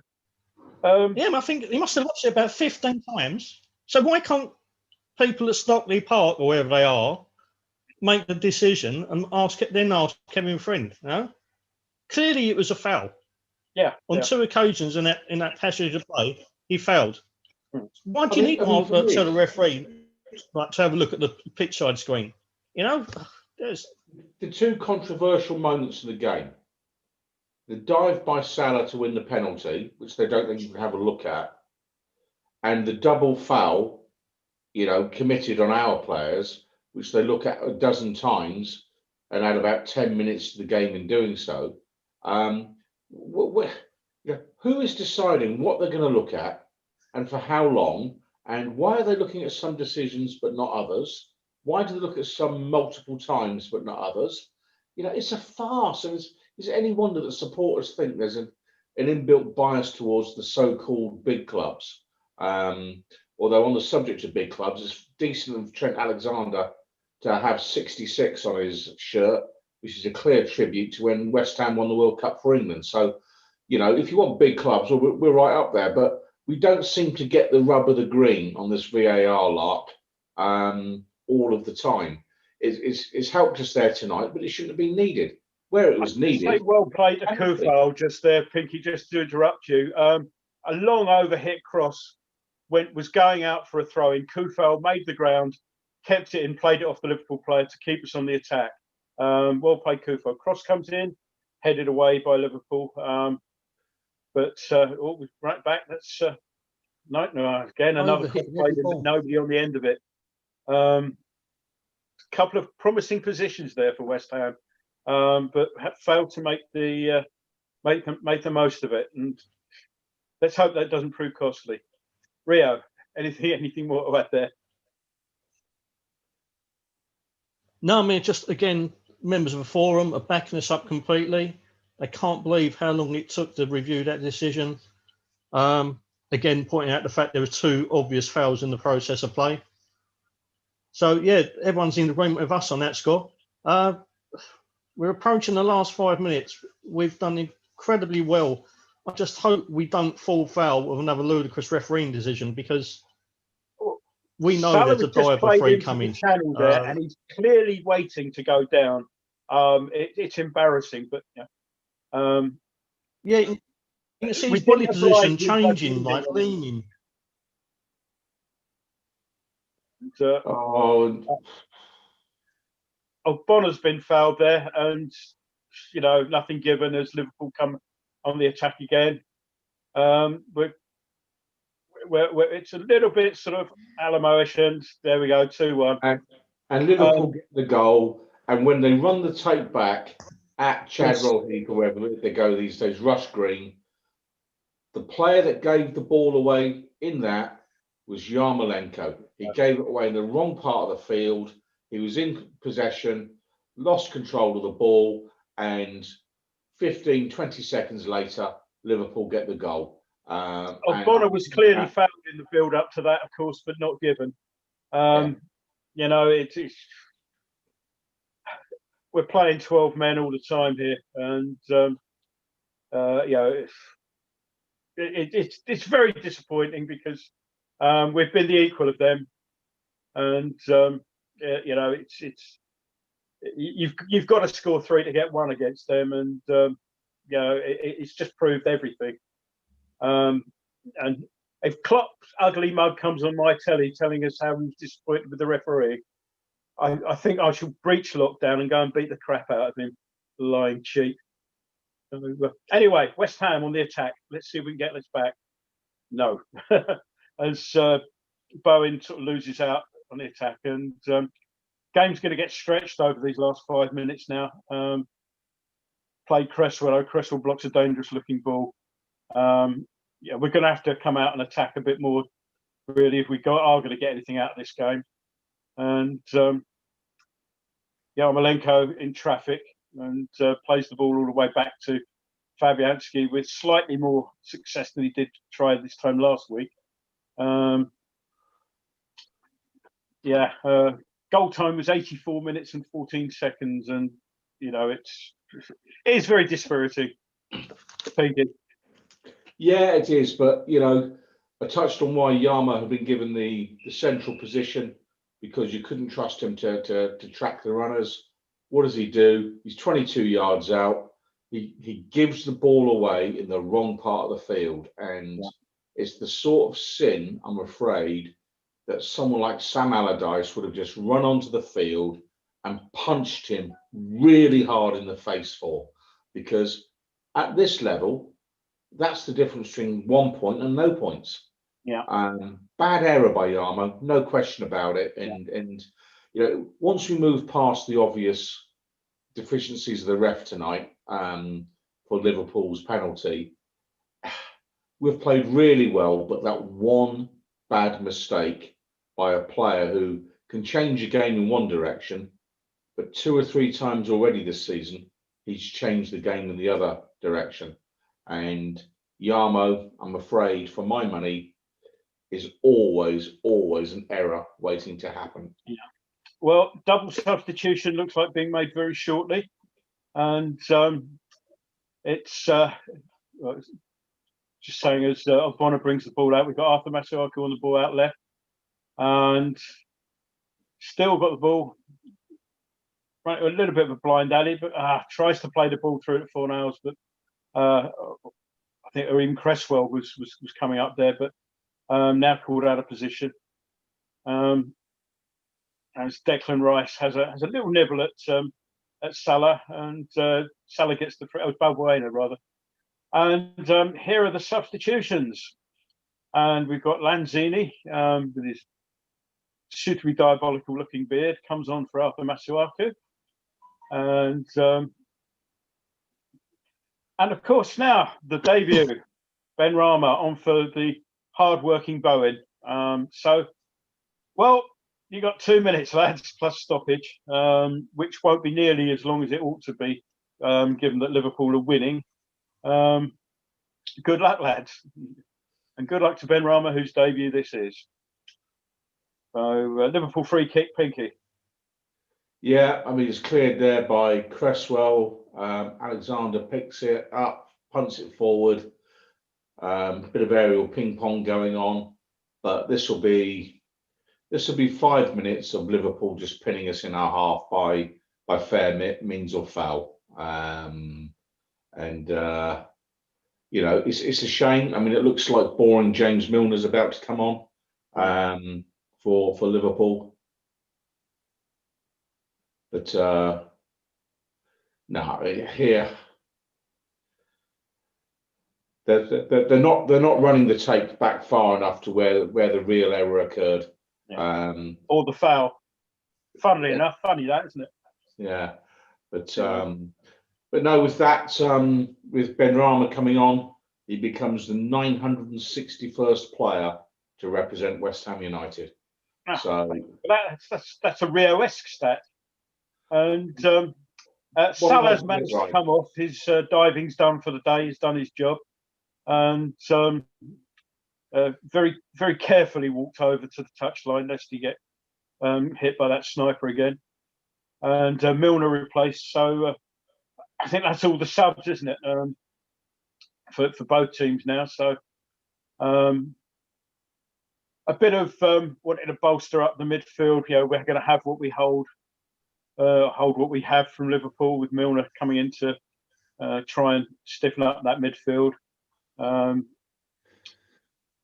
So come on, West Ham. Then we're 12 seconds into stoppage time.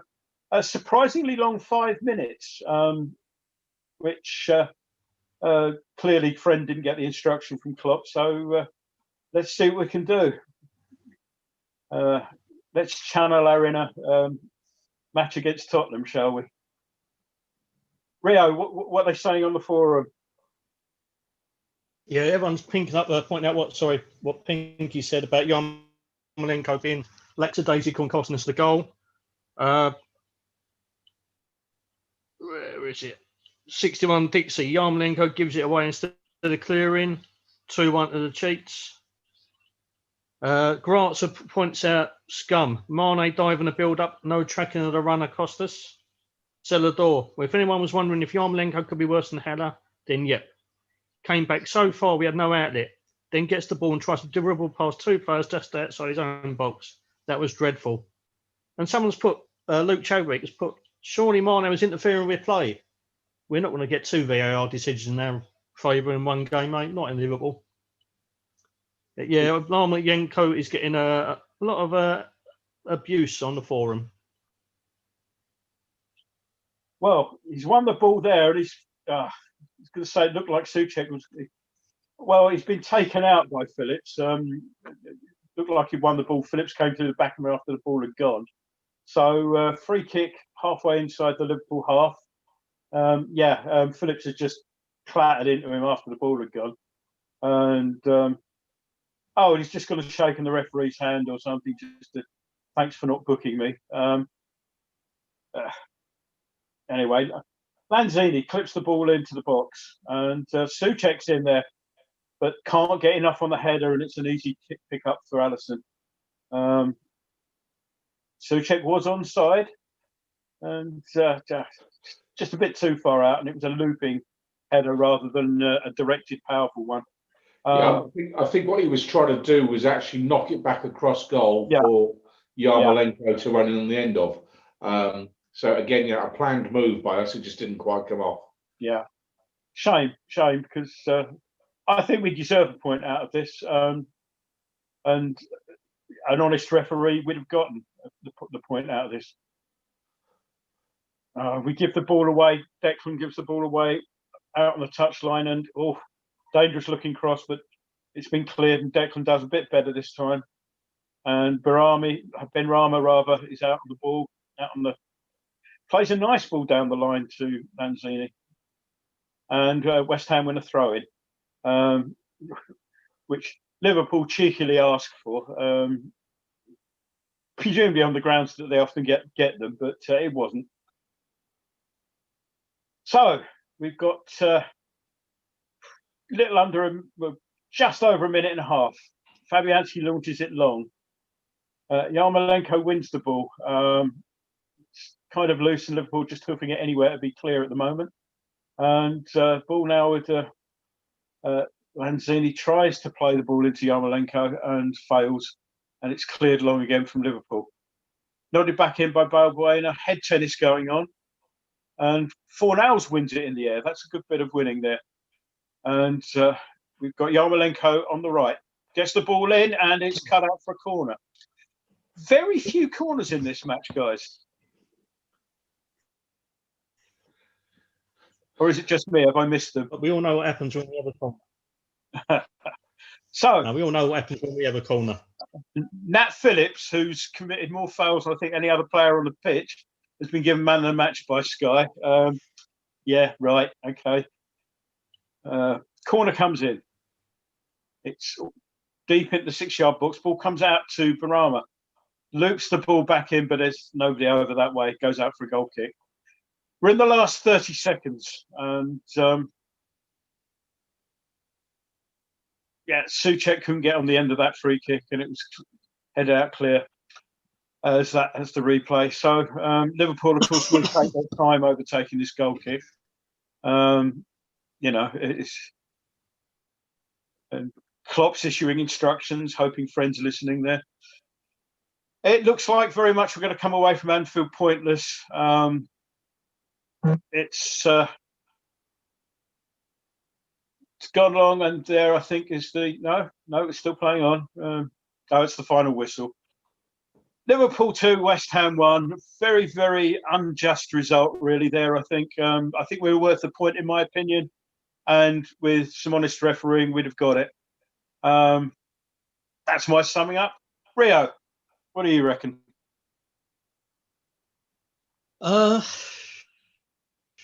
It's incredibly disappointing. We've made a valiant effort tonight. We've worked our nuts off. For the reigning champions, they've barely had a sniff until that last 5-10 minutes. And it takes an error from one of our players to earn the victory rather than them actually creating anything marvellous, isn't it? I mean, the penalty was a joke. We switched off probably first time in the whole game, and it's cost us desperately. We've got to be proud of the performance, but our little run, which was incredibly tough, we've come out with it with 8 points. You've got to be delighted, but tonight a point would have been a much fairer result. They've not been a better side than us. No. They've just kind of, how can I put it, manipulated the referee for the first goal and taken advantage of a bit of slackness in the back for the second. But for the second year running, we've gone up to Anfield and put in a real performance, shown a lot of heart, shown a lot of character, and you've got to be happy with the way that we've actually kind of approached the game and the way we've played with real intent, real defensive structure, and yeah, it's just disappointing that we haven't come away with what we deserve. Pinky, your comments. I think you could argue that we were robbed, but I'm not sure that's quite right. Point number one, it was never a penalty, and we all know that goals change games. So the fact that the officials got that one badly wrong, then shifted the balance within the game and created the opportunity for Liverpool to make a comeback they didn't really deserve. Having said that, the error that was made by Andrea Yarmolenko in the wrong part of the pitch, and having identified him as being the player that is given the central role, because you can't trust him to do the right thing in our half of the pitch in terms of tracking, he then falls deep, tries to do a little bit of Hollywood to in the wrong part of the pitch, gets dispossessed, and within a minute Liverpool have scored the goal. But I mentioned it in commentary. The transfer window's just shut. We've seen the manager have effectively imposed on him a player from Brentford who clearly didn't identify as a priority. He clearly wanted the lad from Bournemouth instead. The Bournemouth lad could have stood in for Michail Antonio from the start today, and who knows what a different result we could have had as a consequence. So again, this is another case of how difficult the job is to be manager of West Ham United, because you're not just playing top class opposition every week. You're not just having to suffer the indignities of poor match officials. You're not having to swallow the bitter pill of the VAR inconsistencies. You're also having to deal with the fact that you've got a chairman who continually does deals through one agent for reasons that none of us can possibly fathom out, that foist players on the manager who we don't really need, and yet at the same time, we've never got the funds available for the players that the manager really does want. I'm afraid, David Sullivan, when you're looking at the table on Monday morning and you think, has the manager not done the right thing? The manager's done an excellent job.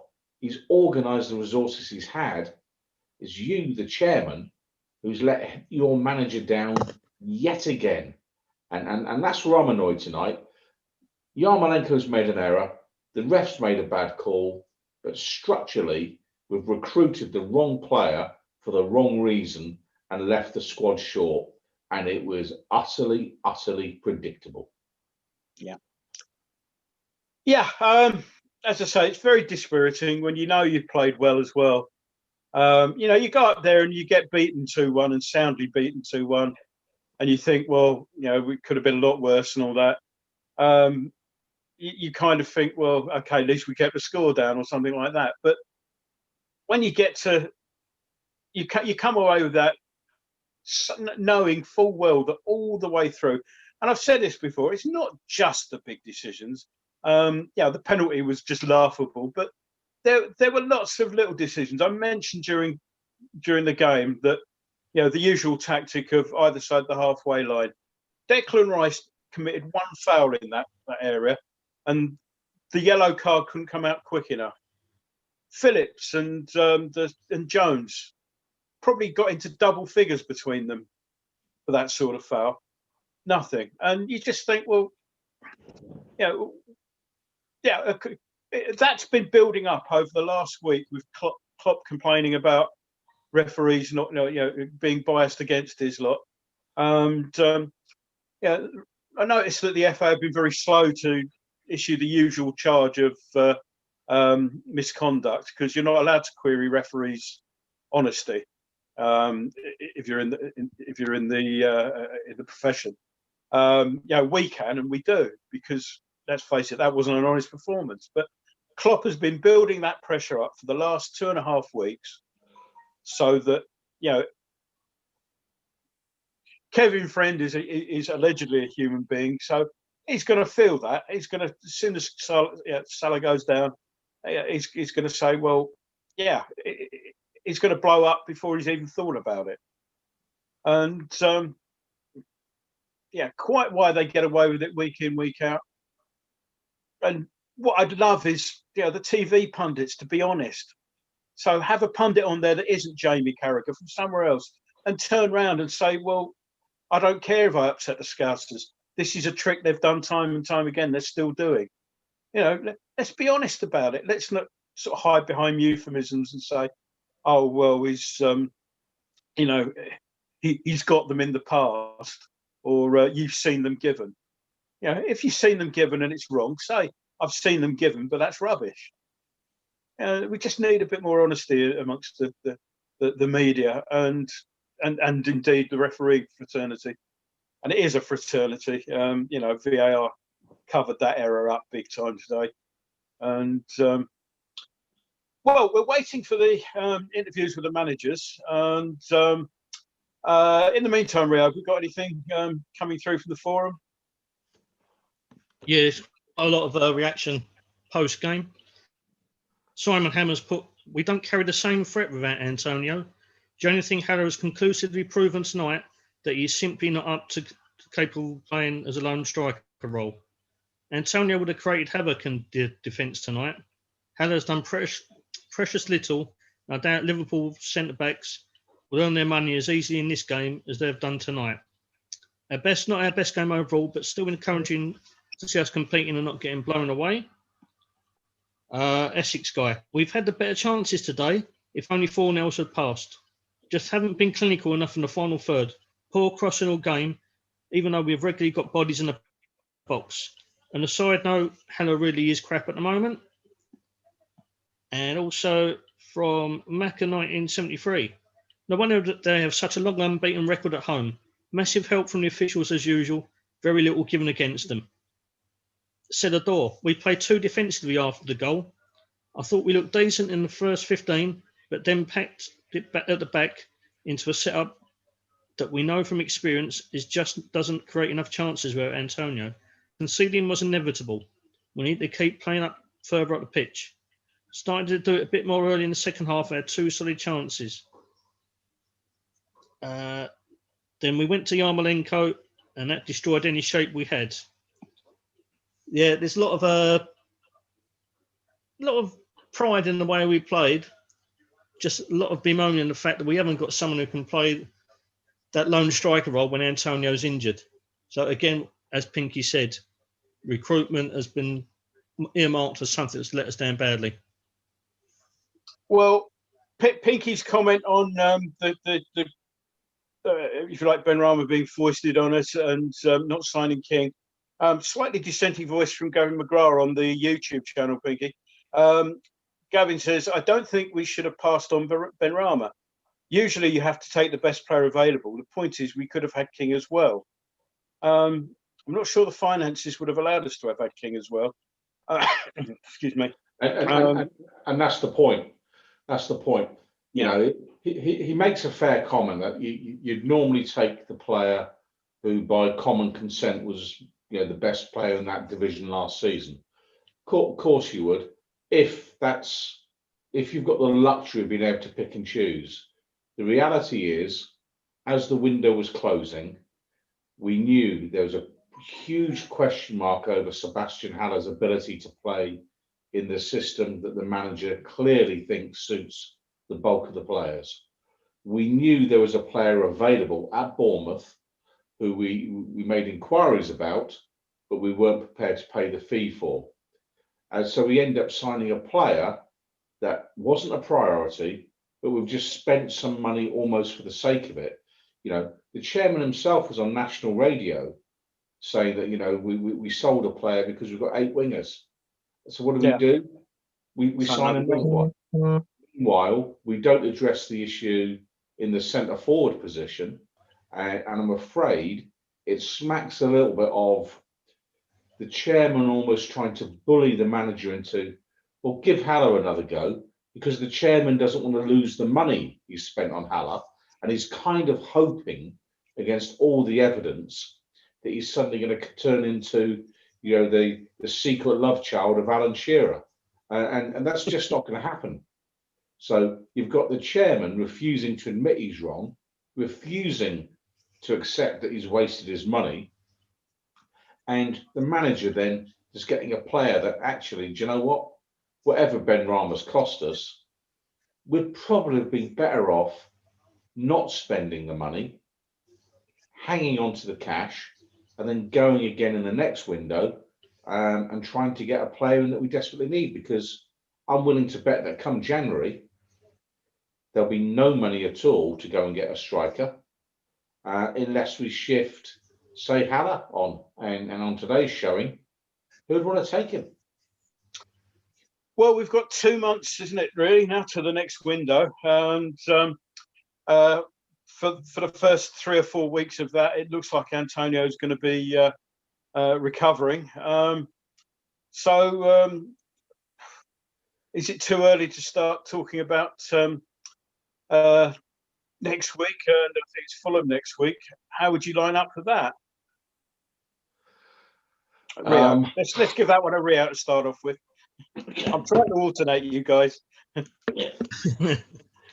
To be honest, I don't think I would change very much, to be honest. I'd even persist with Haller. I think going up to Liverpool is always a tough task. We've fallen foul there more times than I care to remember. it's not the easiest setup for a striker. I know Antonio has thrived, but he's a very much, how can I put it, a bit more of an old school outlet up front as opposed to Haller. He's a lot more robust, a lot more physical. There's very few players in the Premier League who fit that kind of brief. So with the tools at our disposal, I very much line up in the same way. We create opportunities today against a team who's going to be more on the back foot than Liverpool ever will be against us. We should be able to exploit a few more chances, exploit the space, play with Fornals and Bone a bit further forward in tandem with Haller rather than that 10, 15 yards away, which he seems to be lost in. You know, we can play with a little bit more freedom, a little bit more attacking intent. Play, even if you play Fornals a little bit, alternating between Fornals and Bowen, playing a little bit closer. You could do one playing 5, 10 yards off him, then drop back, depending on the way we attack and what flank we're going down. So it opens up a little bit more opportunity for Haller. We haven't really got anyone to fill the brief. We've seen what happened today when Yarma came on. I like him as a player, but he lacks the discipline at the moment. I think also lacks the fitness. He's definitely not a 90-minute man. And as much as he defended well in the closing stages against Tottenham, he's cost us 2 vital goals in 2 games, which we really should have taken points from. He made a crucial mistake in the Arsenal game, made a crucial mistake tonight. Yeah, if he's the only alternative, it's got to be Haller for me. Well, it's an interesting point, and it may sound like I'm picking on Gavin McGrath, but he's been by far and away the most prolific of our YouTube commenters. Gavin's pointed out Benrahma loves playing against Fulham. Is that something you might want to take into consideration, Pinky, next week? Actually, I've more taken into consideration that Fulham are basically Championship standard, and I'd love playing against Fulham at this point in time. I'd go false 9 next week. You know, I think we've had the 7 games that were dreadful opening 7 fixtures. I mean, we got no points from them last season. So the fact that we've picked up, what is it, 8 points, 7 or 8 points from those games this year. You know, we've done well over the basket of games is the point I'm making. So 8 points from those 7 matches. We've now got a run of games against slightly less strong opposition. So it might afford the manager the opportunity to change his system a bit and say, do you know what? I haven't got a recognised striker that I can trust to bully the opposition.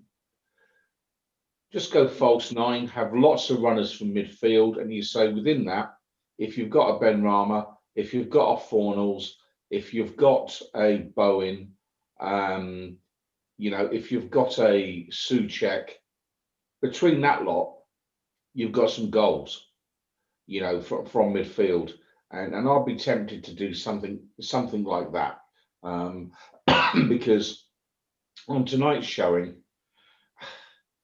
you'd almost pick the Fulham ladies team at centre-back against Sebastian Haller. You know, he's the politest footballer in the division. Oh, excuse me, do you mind terribly if I challenge for the ball? You know, I mean, he's got to put himself about, show some aggression, you know, leave a mark on someone, do something.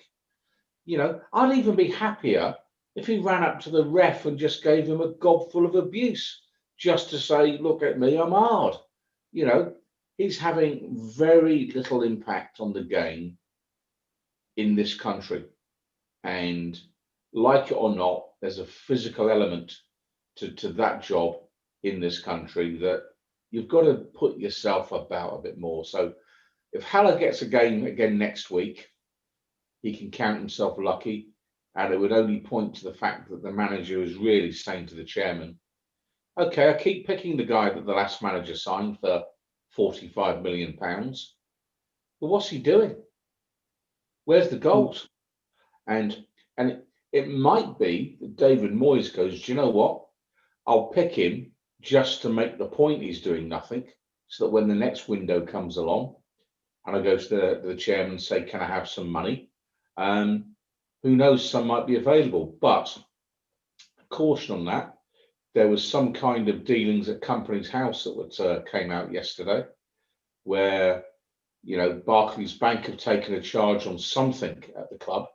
I don't know what for, but you can only assume that we're borrowing more money. I believe it's 25 million we borrowed with a charge on certain of the club assets. Although, given that we don't own a ground anymore, that would have to be presumably on Rush Green or something like that. Yeah. So again, between windows, we're borrowing money. Is that to pay for players we've already bought? Is that to fund season ticket refunds because there's no supporters in the ground? One thing I'd be pretty certain of, it isn't to build a war chest for January. You know, so again, you know, this perennial problem we've got, we know with Antonio's hamstrings, he's a player that's likely to be out for 8 to 10 weeks every season. And we've gone into this with him as clearly our best option up top, and Sebastian Haller so far behind that it's a gamble. It's a real gamble, and Haller's value is plummeting by the game, because if anyone looking at that tonight from a European club would go, yeah, where's he going to score goals? Which league is he going to score goals in, and at what level? And you know, I'm afraid he's now starting to look like a sunk cost. But next week, I'd be tempted to go without the recognised striker, and I'd just have a very, very packed midfield with everyone running forward, taking it in turns, and just give their centre backs no one to mark. Yeah, well, again, certainly an interesting theory. We're still waiting for comments from the managers. The laughable decision to give Phillips man of the match means they're interviewing him. Yeah, it's whenever they award a man of the match, Liverpool, I'm pretty sure they gave the man of the match in the 7-2 defeat of Villa to a Liverpool player. So yeah, you're not going to get anything. What about you, Rio? Who would your West Ham man of the match be? For me, it would have been a choice between two. I thought Pablo Fornells worked tirelessly once again, took his goal incredibly well, despite the fact that Jamie Carragher thought it was pretty much a P-roller. He works his backside off. He causes all sorts of trouble, gets in the right areas. But for me, my man of the match was Aaron Creswell. I thought at the back was probably the best of our three centre-halves. Also got forward. Almost lost the groin in the process tonight. But I think it's one of his more composed and more effective performances. You know, he really, really typified the work rate and desire we put in tonight. For someone who's taken a lot of stick, I think people forget that we've had incredibly good value out of him. The injury took its toll, I think, both physically, maybe a little bit mentally initially. He's been a very good servant for the club, and I thought tonight is probably one of his best games in quite some time, to be honest. I thought we defended really well. He set piece deliveries, probably one of the pick, apart from Bowen, I think he's probably the pick of our set piece takers at the moment as well. So, yeah, he offers quite a lot still for me. Moving it in that third centre-back position, suiting him down to the ground. And, yeah, I thought tonight he was pretty magnificent. Pinky, how about you? Who would you give your kudos to? Could have been one of 5 or 6 tonight. Rio's touched on Pablo Fornells, worked hard, took his goal well, but got a demerit for not squaring the ball to Bowen, which, you know, goals change games, but so do missed opportunities. And so, that kind of ruled him out of it. You could have gone with Thomas Souček, did a lot of hard work tonight. You could have gone with Gerard Bowen, again, worked his socks off. Cresswell, who Rio's given it to, really solid performance. But my man of the match tonight would be Declan Rice. I thought Rice has played very well indeed this evening, and he looked very much the England international out there tonight. So a couple of mistakes, and a couple of bad ones, but overall, I thought he played outstandingly well this evening. Yeah, I kind of I was thinking Rice myself, and Rio mentioned Cresswell, and I thought Ogbonna had a decent game as well, given the quality of the opposition. A number of times that there were a number of occasions where Salah had his back to him and was just waiting for that dive that where he was in the same postcode as Masuaku. Ogbonna was a little bit more clever, and just as he was backed into, constantly took himself a step back, and Salah was actually reduced to having to think about playing the ball, which was quite amusing. So yeah, I mean, Rice, Cresswell, Ogbonna. I think I actually just about side with Rio and go for Cresswell, but Ogbonna pushed him. Yeah, it was a clever performance, I thought, from Ogbonna. Excuse me. Still no news from the managers yet. I think possibly David Moyes may be trying to choose his words carefully so that he too can slag off the referees like Jurgen Klopp without getting a hefty fine from the authorities. But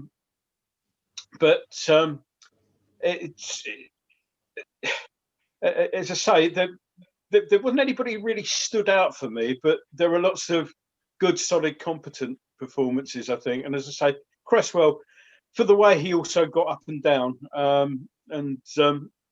I say, I felt his groin when he stretched that one, because he had one leg going in the direction of Goodison Park and the other one heading down the M62 somewhere.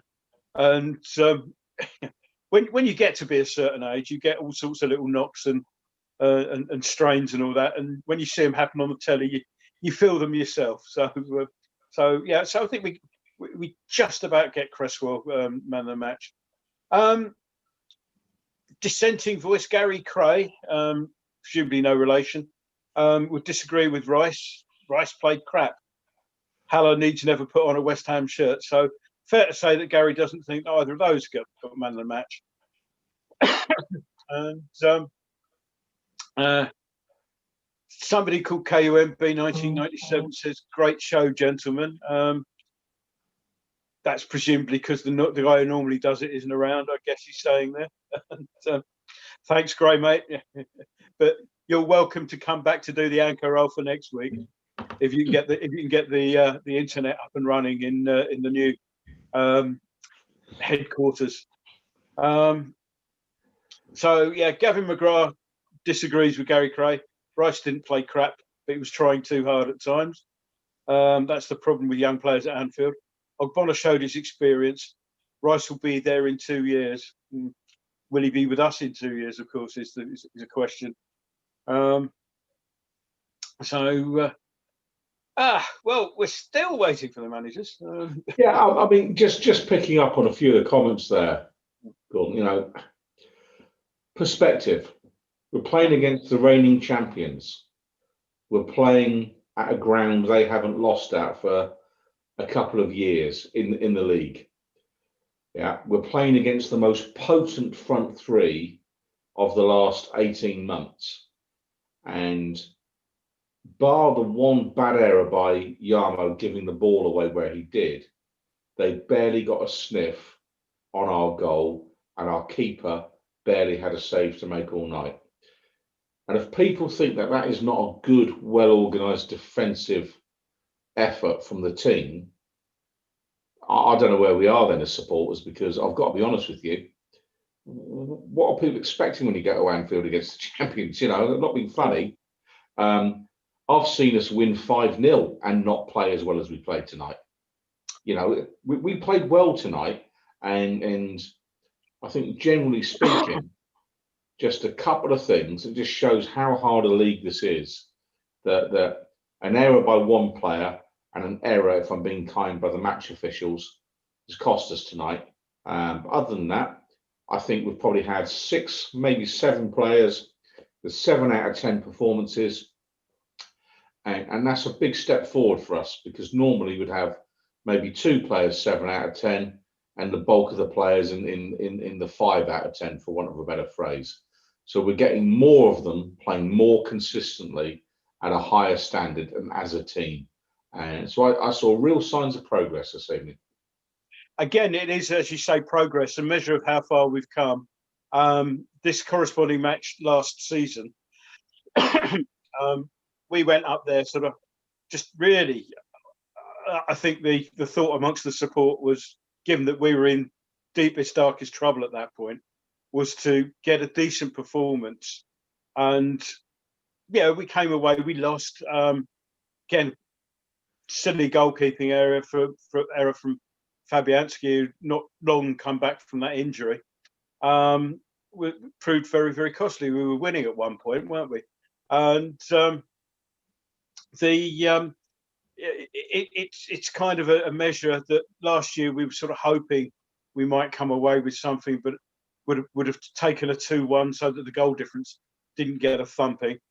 This time we're now disappointed that we've lost 2-1 because we actually deserved more, and for the reasons already sort of mentioned. And you know, we haven't actually got that result. And I'm just sort of checking to see if the manager's coming on, because I don't know if anybody's got the Ultra HD thing. Sometimes that has a habit of the program finishing on Ultra HD when it's still going on a different channel. So I'm just sort of checking that now, but it looks like we're coming back. I've changed to normal HD, and I think we're going to go to David Moyes now. So Rio, perhaps you could go at the forum while I'm checking out what Mr. Moyes has to say, and if you can carry on with that, mate. Absolutely. far away. Yeah. Just going through a few comments on the forum while Gnome takes over the interviewing duties. Bonzo Beard has put, it's disappointing, yes, but coming away from Anfield, not at our best, and a bit disappointed we didn't take all 3 points, let alone 1, is in my opinion good thing. Nice watching us compete with top 6 sides without my fingers in front of my eyes, and I can't agree any more than that. Smuts has put, you can't be too disappointed. Pretty poor second goal, but we moved on leaps and bounds. Tonight shows we needed King along with Ben Rama, which again, I'm in complete agreement with. Going on, Career Hammer, a really good battling defensive performance, but not quite enough to match them today. I thought the penalty was clear and their second goal really well worked. If Pablo, who was excellent, had put the ball away in one of the other chances, we could have had a point and it would have been fair. But you can't really argue with their dominance in the end. I thought Fornells was brilliant. He works tirelessly and is constantly popping up in the dangerous positions when we attack. Credit also to Fab, Creswell, Balbuena, and the clumsy penalty aside, Masuaku. Rice and Oggy had mixed games, but the only real low point was Hilaire, who unfortunately produced an almost entirely forgettable performance again. Lackluster, uninvolved, and frequently on his heels. Yarmolenko showed more in his first 5 minutes than Hilaire did all game.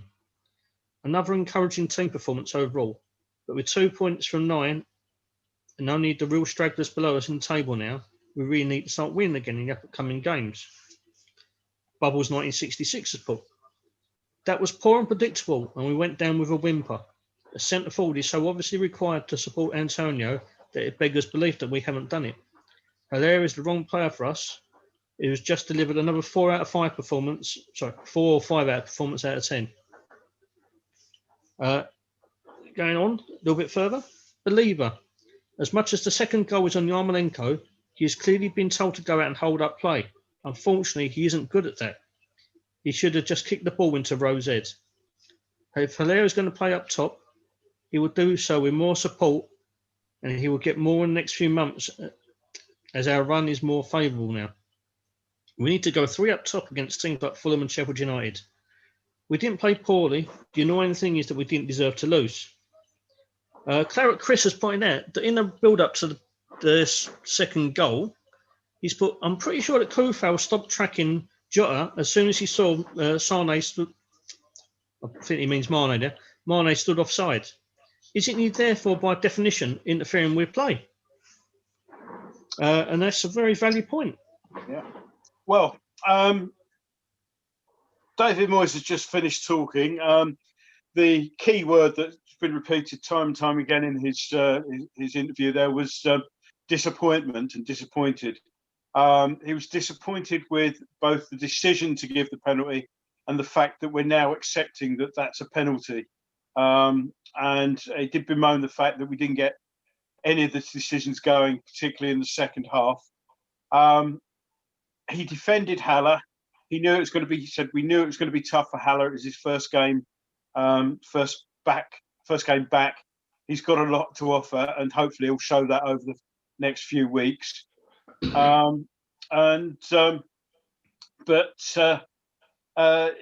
he said it's. He said perhaps it, like we were saying, a measure of where we are, that we're disappointed we didn't get anything out of that game. Excuse me.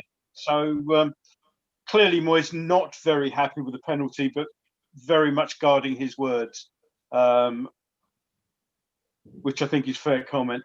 Quite a short interview really there, but he said there are a lot of positives to take out of the game, and that I think we can actually all agree with that pretty much. If we're going to give penalties for that, then we might as well pack up and go home now. Just showing again Fornell's goal. It just clipped the post on its way in, but it's a very, very good finish. And it just needs to be a bit cuter, I think, in holding on to leads like that. Yeah, So, I mean, that's a Liverpool team that finished 60 points further up the table than us last season. Yeah. Okay. And that team, since the team that did it last season, is missing one player, Van Dijk. So that was the team that finished 60 points ahead of West Ham last season, and they barely got a sniff at our goal tonight. Their attacking front three, who you ask any club in the Premier League, would you take those players? And they say, yep, we'd have those, and they'd start for us at almost every club every week. And again, they barely got a sniff. So if people can't see that as progress, I think they're being particularly harsh judges. You can say, well, yeah, it's progress, but we've still got no points. But I think it's a bit more, there's more to it than that. We've done the ref decision there to death. I mean, that is, they're showing it again now, and heavens above. Never, ever. That's a dive. It is a dive. And for my money now, Liverpool have stolen those points. And I think when we consider the West Ham United, I mean, Souness is laughing there now because he absolutely knows the ref has made a howler there. So looking at that, as a minimum, we should have got a point tonight away at the champions. And just think, just look back through the record books, how often we actually get anything at all at Anfield. So yes, we ended up with nothing tonight, but it's a performance certainly worth a point. And, I'm disappointed, but equally, we've narrowed that gap, that 60-point gap, substantially. And that's the key takeaway for me tonight, because there's not going to be 60 points between these two teams at the end of this season. Of that, I'm absolutely certain. Even Souness has just said Salah's thrown himself to the ground in a completely unnatural way. It's he's got it complete. It is. So somebody just come on there and said the penalty wasn't laughable. No, it was laughable. It was a complete and utter embarrassment, not just to well, to football itself, I mean, if you're going to get away with that, but then, you know, that club has been doing that for years, you know. It's a normal invitation for Salah to throw himself into the ground, as Souness has just said. I've got it on subtitles here. You know, if Souness, who basically, you know, spent many years at Liverpool kicking lumps out of people, if Souness is actually going to say something like that, then you know it's not a penalty. You know, it's just so embarrassing, and it's annoying because everybody in football knows that that player and that club do that. So if you know it, I know it, you know it. People in the papers know it, you know, people on TV know it. So why are they getting these decisions? Yeah, they got less than 3 minutes into this season before getting a dodgy penalty against Leeds. You know, why? Why? Not only why, but why are, you know, us, the ordinary supporter, why are we the only ones asking why? You know, why is nobody saying, hang on a second, refereeing in this country is terrible and we need to actually improve standards? You know, well, why is this news to everybody? You know, I know I'm on my hobby horse again and all that, but you know, it's you've got PGMOL are stealing a living. They really are. And anyway, Pinky, do you want to go up the YouTube comments, because we've got Klopp, who's no doubt going to praise Kevin Friend to the skies. So can I leave you? I mean, some of the comments that are coming through on the YouTube, looking at this, you know, Matt Hawkins, you know, Allison was as busy as Fabianski. We've come a long way. Trodge saying lack of depth and not signing King. We all knew it was a mistake. Neil Cooper, we were not great with the ball tonight. A bit like last year, treating the ball like a hot potato. I think that personally, I think it's been a bit harsh there. You know, Trosh, same as a few seasons back when we all knew we needed a midfielder when Pelly joined. Penalty was not laughable. If not given against an opponent of ours, we'd be screaming our heads off. Well, I think who's come out with that one? I think that's the difference between us and Liverpool supporters and the rest of football, is that if we'd been given that, we'd have been embarrassed about it, rather than saying, "Oh, everyone does it. Oh, it's it's a penalty. There's contact." That's a big thing about Liverpool supporters. Yeah. So hang on. There's Lewis John, who sounds like he should be in the retail trade. Souness said Fornall's goal was a fluke. Carragher said it wasn't a great strike. I mean, that's just, you know, choose your own media outlets. And Gavin McGrath is saying cheerio from the USA, and we say cheerio to you. And cheers, Gavin. Thanks for your comments. Yeah, and cast your vote wisely next week, Mr. McGrath, please. But all the way through, you know, it's there you go. Can you imagine Dix playing if Salah had done that? Yeah. And bottom line is, you know, Salah wouldn't have got anywhere been able to do it against Dixie, but that's life. But I think there's a general feeling of the comments coming through. You know, there's some disappointment that we didn't have more of a go at them. But I would say rerun the tape, see how hard Liverpool work to stop you getting out of your own half. See how difficult it is with, you know, Klopp's so-called gegenpress and the way that they seek to, you know, put pressure on whoever's on the ball with the opposition very quickly, force the error, force you to hit the ball long and just surrender the ball cheaply. And they do it to teams, dare I say it, considerably better than ourselves. So I think we've got to have some sort of perspective on what we were playing tonight. Liverpool are a fine team, and that's what's all the more disappointing that Mo Salah chooses to cheat, and let's call it what it is. He chooses to cheat, and I think Jurgen Klopp and I think Liverpool supporters should be a bit embarrassed about that. They really ought to be, because they shouldn't need to do that. They're actually a better team than that. And have they really become a club that is just win at all costs, no matter what? That's not really what you want to be supporting, is it? Very poor, very poor.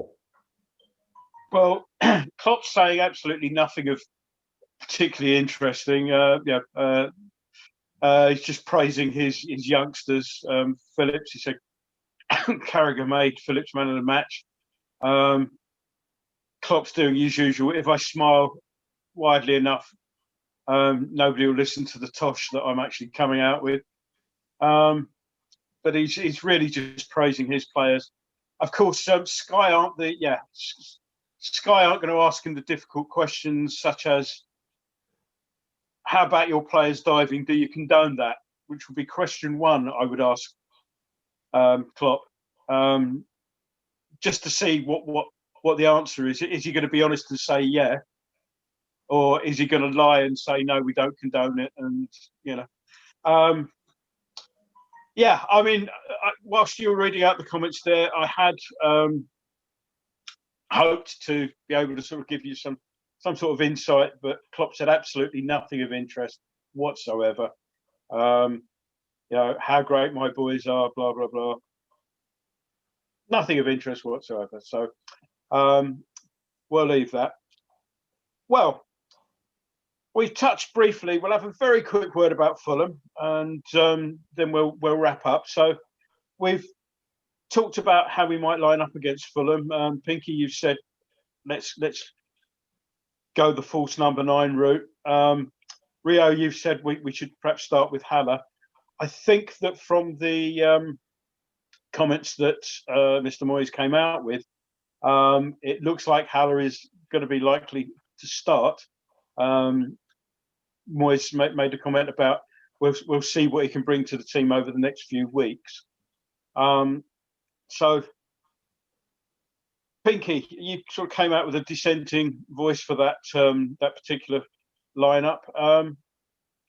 What do you think of that comment then, assuming that Haller is going to start? Well, you could take it a number of ways.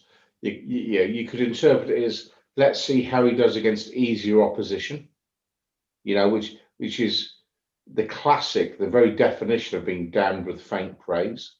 It could be that the manager wants to give the player an extended run so he can unequivocally go to the chairman and say, look, he's just not what we need. We've got to find someone to take him off our hands and recycle the funds. Or it could be that the manager is trying to protect the player a bit and just say, do you know what, give the guy a chance. His confidence is probably a little bit of a low ebb because he's seen a player who isn't a natural striker come in and take control of the shirt. He's also seen another player get signed and get handed the number 9 jersey straight away. And he's probably feeling a little bit unloved. And let's hope that someone at the club has briefed him not to watch back this broadcast or read KUMB tonight, because he's not going to find an awful lot of love there either. So, but Fulham, obviously Scott Parker in the dugout there these days, they're right up against it. I think they've got 1 point so far this season, something of that nature. Are there games that you should win in the Premier League? I'm not so sure there are. But there's certainly games that you ought to have a better chance of winning. And Fulham is most definitely one of those. Having said that, Fulham might have looked at what I call old West Ham and thought the same. But I'll keep coming back to it. No one is scoring hatfuls of goals against us. Nobody. Yeah. And if you can keep the likes of Salah, Firmino, and Mane quiet for most of the night, I don't think there's too much in Fulham's lineup that's going to cause a sleepless night. So, for me, as long as we get a goal next week, I think we'll take all 3 points. and I just can't see where Fulham are going to get a goal from. So, for my money, we should be putting it down, forecasting a West Ham win. If it goes with Haller, let's hope he does something, because he didn't do enough tonight. He really didn't, and you know, on a night of a good, consistent team effort, he didn't do enough. But his one saving grace, and I will, in fairness, mention it. When he was on the pitch, we weren't losing. The guy that was sent on to replace him made the error in the wrong part of the pitch, and we conceded the goal. And for all the criticism we're giving Sebastian Haller tonight, it was Yarmolenko ultimately that cost us. And let's not forget that. Rio, you agree with Pinky? We ought to be thinking more of a win next week? Yeah, we should be thinking more of a win. My only concern is that the last 6 games we've had opposition who, over the last few years, have proved to be superior to us. And the way we've set up has been to contain, hit on the break, eke out chances where we can. Now, the next few games we've got coming up, Fulham being the first one, they're going to approach this game in very much the way that we've approached the last few. They're going to set up it defensively, try and be hard to break down. So it's very much on us to be on the front foot and take the initiative, which, as we've seen, we've done the opposite the last 6 games to great effect. So it's a change of dynamic for us. So it's going to be interesting to see how Moyes switches now and sets up when we've got to be the enforcers rather than the team sitting back and trying to soak up the pressure and hit on the break. Yeah. So it's a change of dynamic. Do you think that might suit Haller more? Yeah, I think it will.